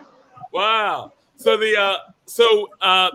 DJ Rhino is there. He just had to park far away and is walking to where it is now. Yeah, I'm Keisha Yuri, the honorable constable of our city, one of the major influences of our city, told me to come find her when DJ Rhino got here so I can find his credentials. But I'm here. Well, Kris, show us your face and stop showing us the Newark architecture. The architecture in Newark. Either your face or I'm doing the best I can. We got loud black music. What do you want from me? This is not a country music concert, Donna. I'm doing the best that I can with my community right now. Now, who's playing now? Yeah, but everything is fine. Everything is going well. We had a bunch of Newark artists who performed thus far. It's only going to get better from here. The mayor is currently on the stage, and so it's going to be a very interesting night. KRS-One, I think, is performing at midnight. I think he may be. I think he's the headliner for day one. I think Jadakiss is the headliner for day two. Okay. Do we know what time Jadakiss is going to be on? Jada's tomorrow. I think he's saying. Yeah, Donna was like, "When is Jadakiss? When's Jadakiss coming?" I think that's tomorrow. That's tomorrow at midnight. Yeah, at midnight. Okay. Yeah. Right, because it's going to be a little bit more than 24 hours. We're going to go longer, a little bit longer than 24 hours. Because it started at 6 o'clock tonight, and it will end a little after midnight tomorrow. Now, right. Kris, what do you know about this event? Why? And Zaid, you can also jump in here. What do you know about this event? And Kris, can you do something about this camera work? Can you do something? Even if it's your face. Hold on, Mayor Barack is on his way over here. Hold on a second. Okay. All right, awesome. If we get the mayor on the mic, that would be awesome. Awesome. Right? This started before the mayor became the mayor. Right? This started as a. Hold on 1 second. Right? This is one of the first events he did after elected, right? No, this is before he was council. He started 24 hours apiece. It's been a few years now. I can't remember what year it was. 1 second, everybody. Give me one. He didn't do it during the pandemic, so he missed 1 year. That was the only exception. Yeah. Mm-hmm. Okay. So 24 hours apiece has been going on for a number of years. Yes. Remember Common was a part of it 1 year? I remember. Yes, it was. Yes, mm-hmm. yes. You know, some of everybody. And of course you had. Here he is. It's Mayor. Hey, You got the mayor live on the scene. He like, yeah. He in his moment. Yeah, so that's I am live at the event. I am doing some good reporting right now, trying to figure out what's happening. It is strange when you have a Southern accent and you in Newark. You know, people already treat me type of way. You know, it's okay. I'm gonna be all right though. Southern accents are common in Newark, man. No Southern accent. Huh? You have a Baltimore accent. You have a Baltimore. Wow. You're at home with Southern accents in Newark. Hey, so Donald, there was this thing called the Civil War this one time that happened, and then there was a state called Maryland. I ain't gonna tell you what side they was on, but you be all right. But you know, love you, mean it. But Kris, you would be at home with Southern accents in Newark. The Great Migration was here, and literally Southern accents translate down. You have well, right now the other migration happened. You know, the other one. But no, I just wanted you to know it's cool. Everything is all right. I believe that there will be local Newark artists pretty much the entire night up until midnight when KRS-One comes on. Then there'll be local Newark artists all the way through until we get to 6 o'clock tomorrow evening, and then there'll be a bunch of other headlining artists too. Oh, that's excellent. So what do you think about some of the local Newark artists? DJ Little Man is the one that's controlling pretty much everything.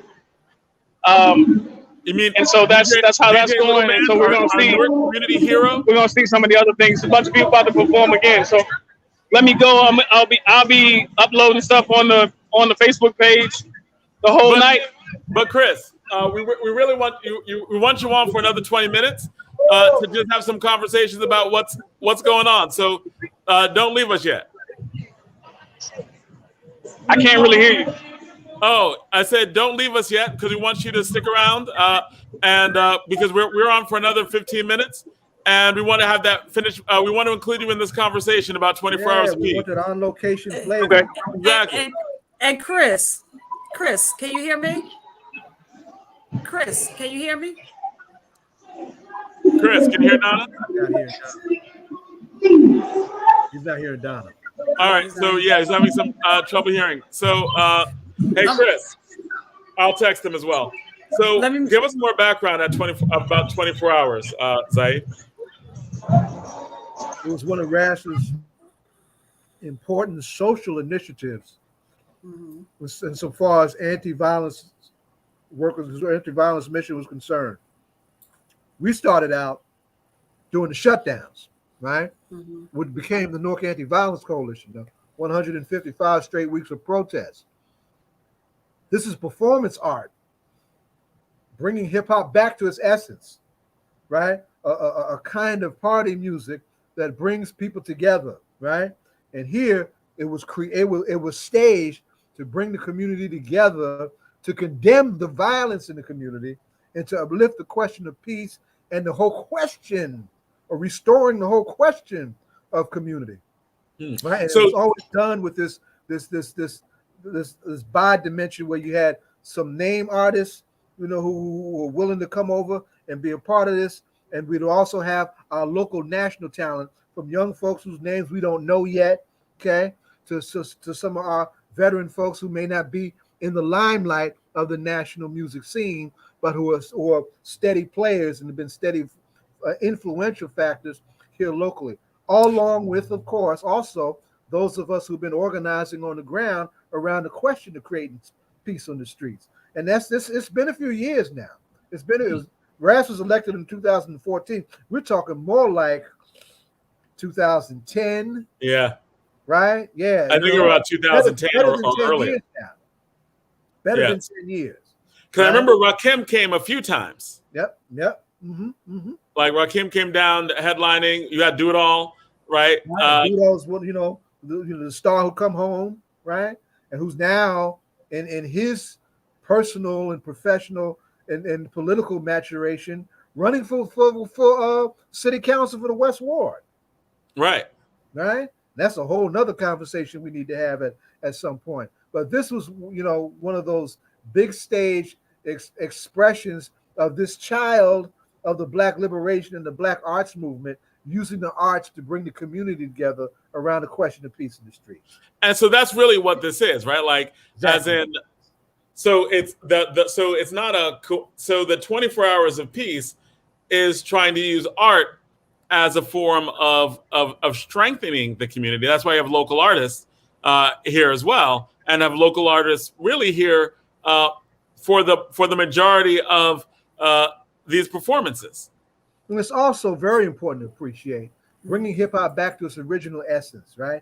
There was this phenomena of gangster rap that was blown up by the corporate arms of the music industry at a certain point, when conscious hip hop was becoming a little bit too forward for them, right? But hip hop at its essence was about that anyway. It was about, a safe place for the community to come together and have fun with this new raw music, telling new stories over old beats, right? In that original, fresh, raw, uniquely hip hop way.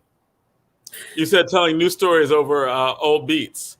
Yes, you for are a those of us who are older than hip hop, that's how we look at it, Because I was going to say, when Dr. Cofield was on, I was thinking of the Last Poets and how some people would bring the Last Poets up, but poetry is a part of Mayor Baraka. Is part of Mayor Baraka. It's a part of who he is. Not art is. I was trying to say, and so I think this. Oh, here come our DJ.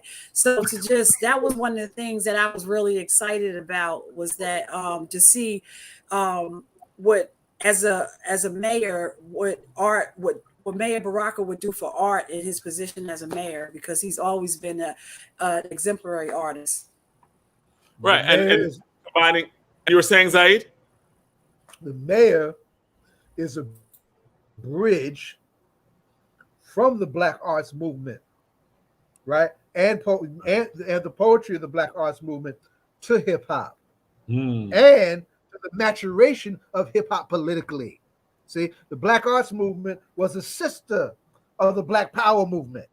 You understand, right? And hip hop, in expressions like this, is the sister of the need for a movement for power that people like the mayor embodies and has embodied with the move from the streets to City Hall, and not just as City Council, but taking and running City Hall and running it for the people, right? It's bringing that all together. And let us remember also that the mayor dropped some 20 some odd years ago a bad hip hop album that reflects exactly what I'm talking about. And if you can get it now, it is a collector's item.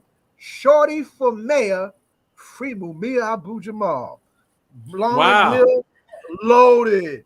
The Fugees. All right, well, loaded. Our DJ is here. Our DJ is here. So let's see. And I see he has another view. Kris was backstage, and DJ Rhino is in the audience. So DJ Rhino, right. Can DJ Rhino hear us? Hey, DJ Rhino. So what's up?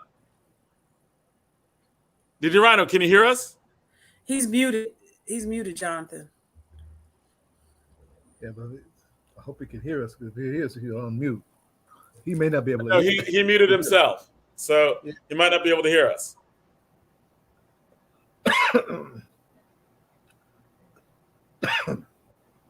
So he's off. This is Rhino. We're trying to get you on. We were talking about music before, and it was funny because you were talking about Reverend Jackson's wife is. I wanted to say Reverend Jackson's wife has been released from the hospital, so I wanted to say that too. Oh, good. I'm glad.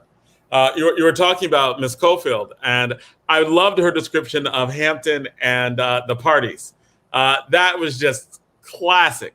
And I think that goes with what you're saying as well in terms of the role of music to form community, right? Like, and it was great because like youth culture is often youth culture, and it's supposed to be in some way an interrogation of older culture, right? So it's supposed to be an interrogation of that which came before. So that's why I was like, yeah, but the adults didn't like you dancing like that, did they? And then she was like, no, of course not. Flipping all over. She was in the Bible Belt too. You said what? They were in the Bible Belt, the country, Yeah, but the Bible Belt is a whole other thing, the Bible Belt has always been the most fun. It still is, right? Like it is the place where the sacred and the profane meet. And both sides of that. Right. That's right. That's right. Very sacred, very profane, right? Like Freaknik didn't start in New York City. It just didn't, right? So when you're looking at like a lot of these expressions, you talk about Bible Belt. I don't know. There's always been something around that has been always interesting with that. So so we are. Tell us more about Donna. Are you going to go to Are you going? No, I'm committed to the Capitol Jazz Fest now, but I'll get. We'll make sure. I'll push Rhino to make sure we get Jada on. I would have made some moves, but I'm headed down to the Capitol Jazz Fest, where I'll be talk about that next week. Capitol Jazz Fest usually happens the last week of May, first week of June, and they put it off for the pandemic. So this is the first time it's coming back since the pandemic. Are we saying that Madam Donna K. Williams, who's in love with Jada Kiss, is a jazz fan too? Is that possible? She grinning. That is possible. If you know my brother Keith, he was a jazz. We ain't talking about Keith. We talking about Madam Donna. But what I'm saying to you is he studied jazz at Rutgers, and when he worked down to, they did some great programs down to Congressional Black Caucus under the Rutgers programs for jazz, and I learned a lot. So there we go. Oh, we got Kris back. Kris is back. Hey, I got the real superhero with me. Oh, I know who are you talking about? Listen, if I could come back, if I gotta go and I gotta come back as somebody black, I wouldn't necessarily pick that because it's a little hard being us sometimes. But if I got to go and I come back as somebody black, I'm coming back as Keisha Uri. Say what's up, Keisha. Hey, hello, Keisha. everybody. Hey, beautiful. My daughter was like, boy. No, we gotta have a little bit of light. We get a little bit of light. There I go. Hey, how are you? You look great. Live on location. The director of the groundbreaking Office of Violence Prevention. Yes. So Keisha Uri, can you tell us something? Can you shout out a little bit of something about the event? Like, I know you and a lot of other people worked really hard putting this together. Absolutely. So we are here at the 24 Hours of Peace. Several organizations came together to put it together. It's the 10-year anniversary for 24 Hours of Peace. We have artists, several artists local. The Hub just got off the stage. We have, of course, everybody wants to see Jada Kids and the bartenders tonight. We have Lefty or Left Gun, Beanie Siegel, Freeway tonight, and some other artists. But we had, we opened up a ceremony. We had African dance. We had prayer from our clergy affairs. And we talked about the state of the city in terms of the violence that's taking place in the city right now. That we're asking our people, our young folks, to put their guns down, and that violence won't be tolerated in our city. And so we are bringing awareness to senseless violence in the community and offering alternatives. We have several resources. We have resource tables, food vendors, vaccinations, COVID testing. So we have any and everything that COVID testing too. So tonight, but we're coming back outside, right? We're trying to come back together as a family. COVID in this past pandemic was huge, and so we're trying to bring some celebration and some spirit to our city. So 24 Hours of Peace. We're hoping that we don't have any violence in our city. This week has been pretty bad in terms of the shootings. So we're trying to just offer some alternatives and some hope for our city. Yes. Thank you so much. And I know that you've been working hard putting this together and promoting this. And the way you described it is not just a concert. You said there are vendors there are vaccinations, there's information people can get. Absolutely. So it's resources, right? My office, this is being sponsored out of the Office of Violence Prevention and Trauma Recovery. And so my office offers social and emotional support. So we have the social workers here that's on the ground, right? We're talking about emotional health. We talk about financial health. We're talking about just every sense of the word. So our people have been traumatized by COVID, if you will. And so as a byproduct, we have certainly an increase in crime and violence due to just different things. So we're trying to get to the root causes of violence, and we're trying to just offer people some hope, alternatives, resources, and we're trying to do it in a way where we're preventing violence. We're trying to intervene and mediate, and we're bringing people outside so they can see who are the people that are responsible for the work in our city. So we have the Brick City Peace Collective that's working diligently on the ground, Newark Community Street Team, Newark Anti-Violence Coalition, Newark Community Solutions, Newark Street Academy, Westmore Victims Outreach. So there's several programs who are working every day to combat violence and crime in our cities. And we may not always see it and know it. So we are exposing the community to those people. Although they're here for the entertainment portion of it, we know that healing can mean entertainment, right? We know that art therapy is a thing. So we're using it as a way to heal people and to bring awareness. So we're using art. And this can be artists against violence. So art therapy is our method. And we're bringing artists to our community tonight and tomorrow, 24 hours. Oh, thank you so much. I know that you are very busy getting stuff together in this. So thank you so much for giving us your time. Is there anything else that you would like to add or want people to know? She gone? It is I'm literally just like, it's like a day in the life of Keisha Yuri right now for me. And I can't imagine having to do this every day. Like, she a for real superhero. Absolutely. Absolutely. Like the amount of, and Chris Randall, you can put the camera on you as well. But a lot of you are right when calling her a superhero, because she does a lot in the city and organizes a lot. And I am always amazed. I watched her give out directions, hand out food, pass out resources, tell everybody where they're supposed to go, and then did an interview with me. Yeah. And she's still going. That's why I was like, I know that she is going all the time. DJ Rhino, what's going on? What are you seeing? DJ Rhino, can you hear me yet? All right, well, at least we're seeing DJ Rhino in the audience. Hey, Kris, in the audience. You said what? He's navigating the audience. He's navigating the crowd. Yeah. Yes. Yeah. All right. No, Jonathan, I put up one of the singles from Shorty from Mayor. It was called Hot Beverage in Winter. So as we close out, you could put that up. And that's Mayor Baraka and Lauren Hill. So on our closeout, we could put that up, but it's in the chat. Okay. Look at that stage. Because you know what I call.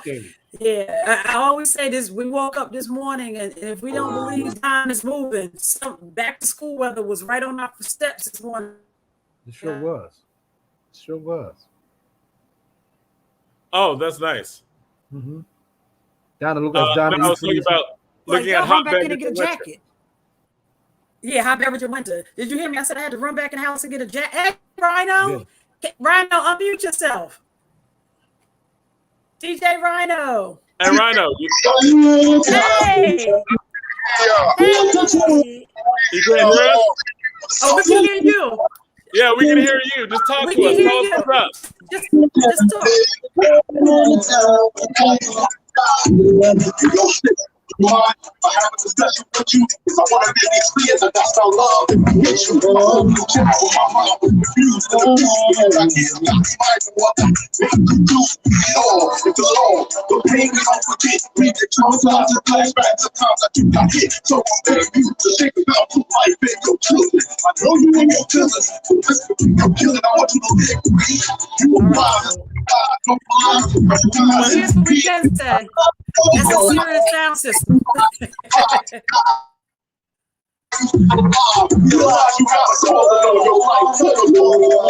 this is what's going on right now.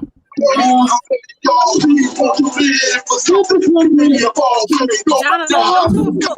go to a full screen for Rhino. Go to a full screen for Rhino. What's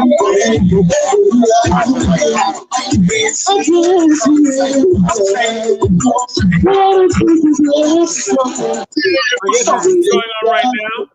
It looks packed. It looks crowded. It looks like a lot of people. I'm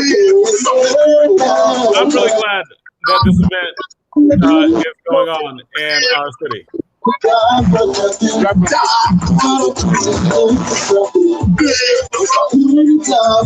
Hey, Rhino, would you be able to step away from that and just give us, because I wanted to ask you some questions.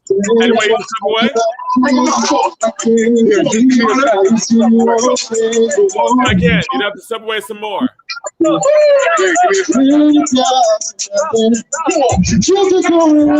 maybe put on, like, if you have a microphone, that might work. I heard him say, When I say hug, you say like hug. Well, it looks like a lot of fun's going on, and what you're talking about, Zaid, for this is that this is about unifying people and bringing people together, right? And it looks like there's some unifying and some bringing people together that is going on around this issue, right? So, so we have about 3 minutes left. So, Rhino, you're there? Yeah, he just wants to talk to me, and I can't hear him over there.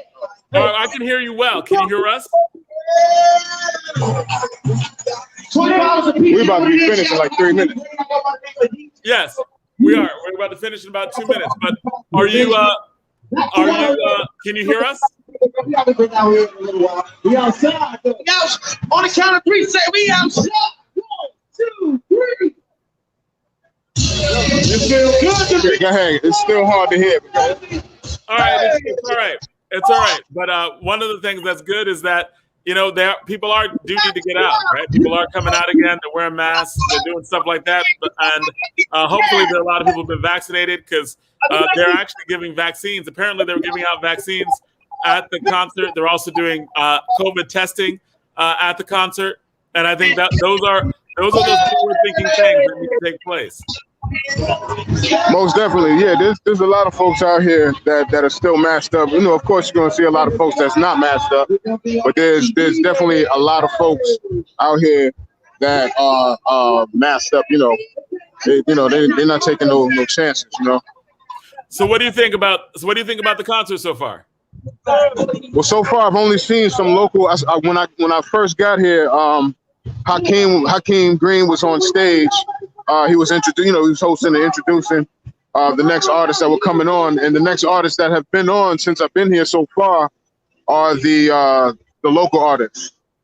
Okay, so these are like some of the unsigned, the unheard artists.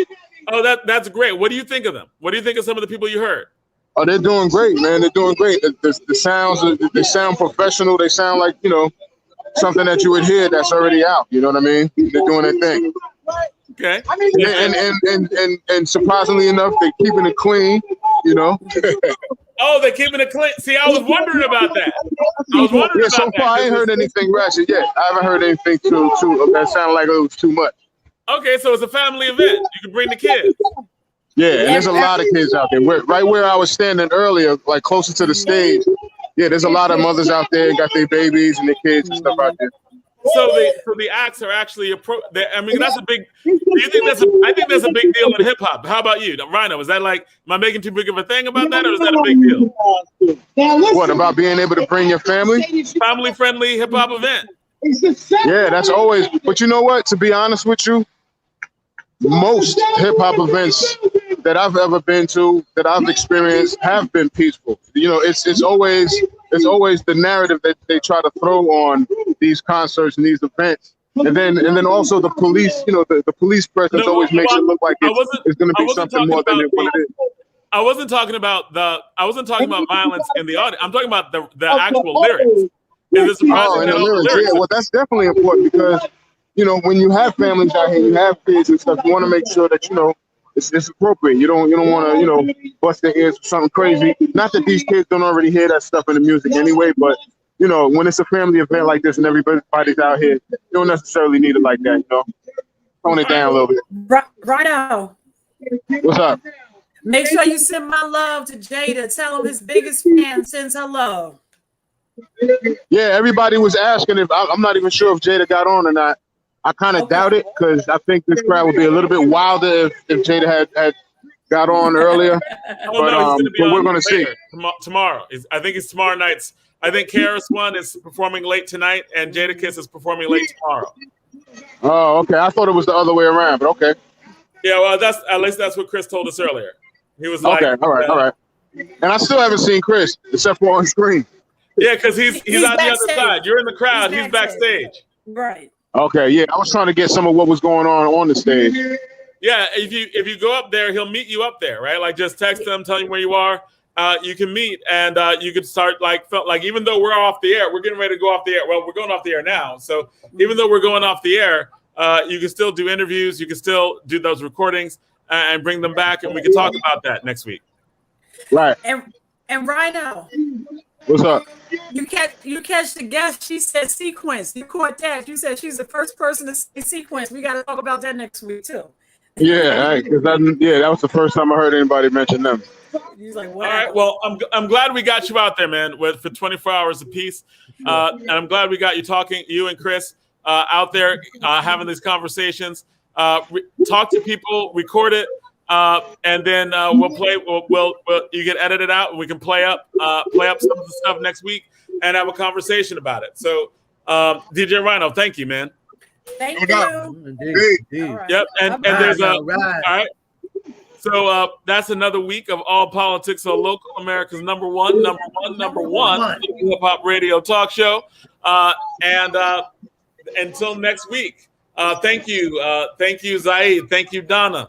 Thank you, DJ Rhino and Kris. Thanks to our guests and all of our guests on for the tribute to Roberto Cabañas and also to Miss Willa Cofield. Willa Cofield. And we're going to be seeing that film too. So for the Lindy, no, it's for the Lindy Hop. That's what you want. Oh no, thank you for the Lindy Hop and the parties at Hampton. back in the day when they were doing the Lindy Hop, because that she described that as so much fun. I think they could do a movie just about that part of her life, and it would be lit. Part of it coming at a generation. Yeah, you know, and that's a whole other that part reminded me of like what breakdancing was. You know what I'm saying? Not everybody could do it, but everybody tried it. Everybody tried it, and everybody watched it, but it was acrobatic, and they flipping up, and it's a little, and back in the day, it would be considered a little ratchet because when they flipped up, skirts flipped up, right? So or think about like today with the twerking. Think about the twerking today. Exactly. And the older people were like, "You're Lindy hopping, you're gonna go to hell," right? So I love that. As Diana Ross would say, they out there gyrating. Right. So I appreciated the cultural context coming from, because the way she talked about it, she lit up when talking about Hampton, right? She started dancing, and the smile was like, you knew there's some stories back there. So most definitely. So thank you, and we are have another night. So till next week. Peace. All right, you don't stop.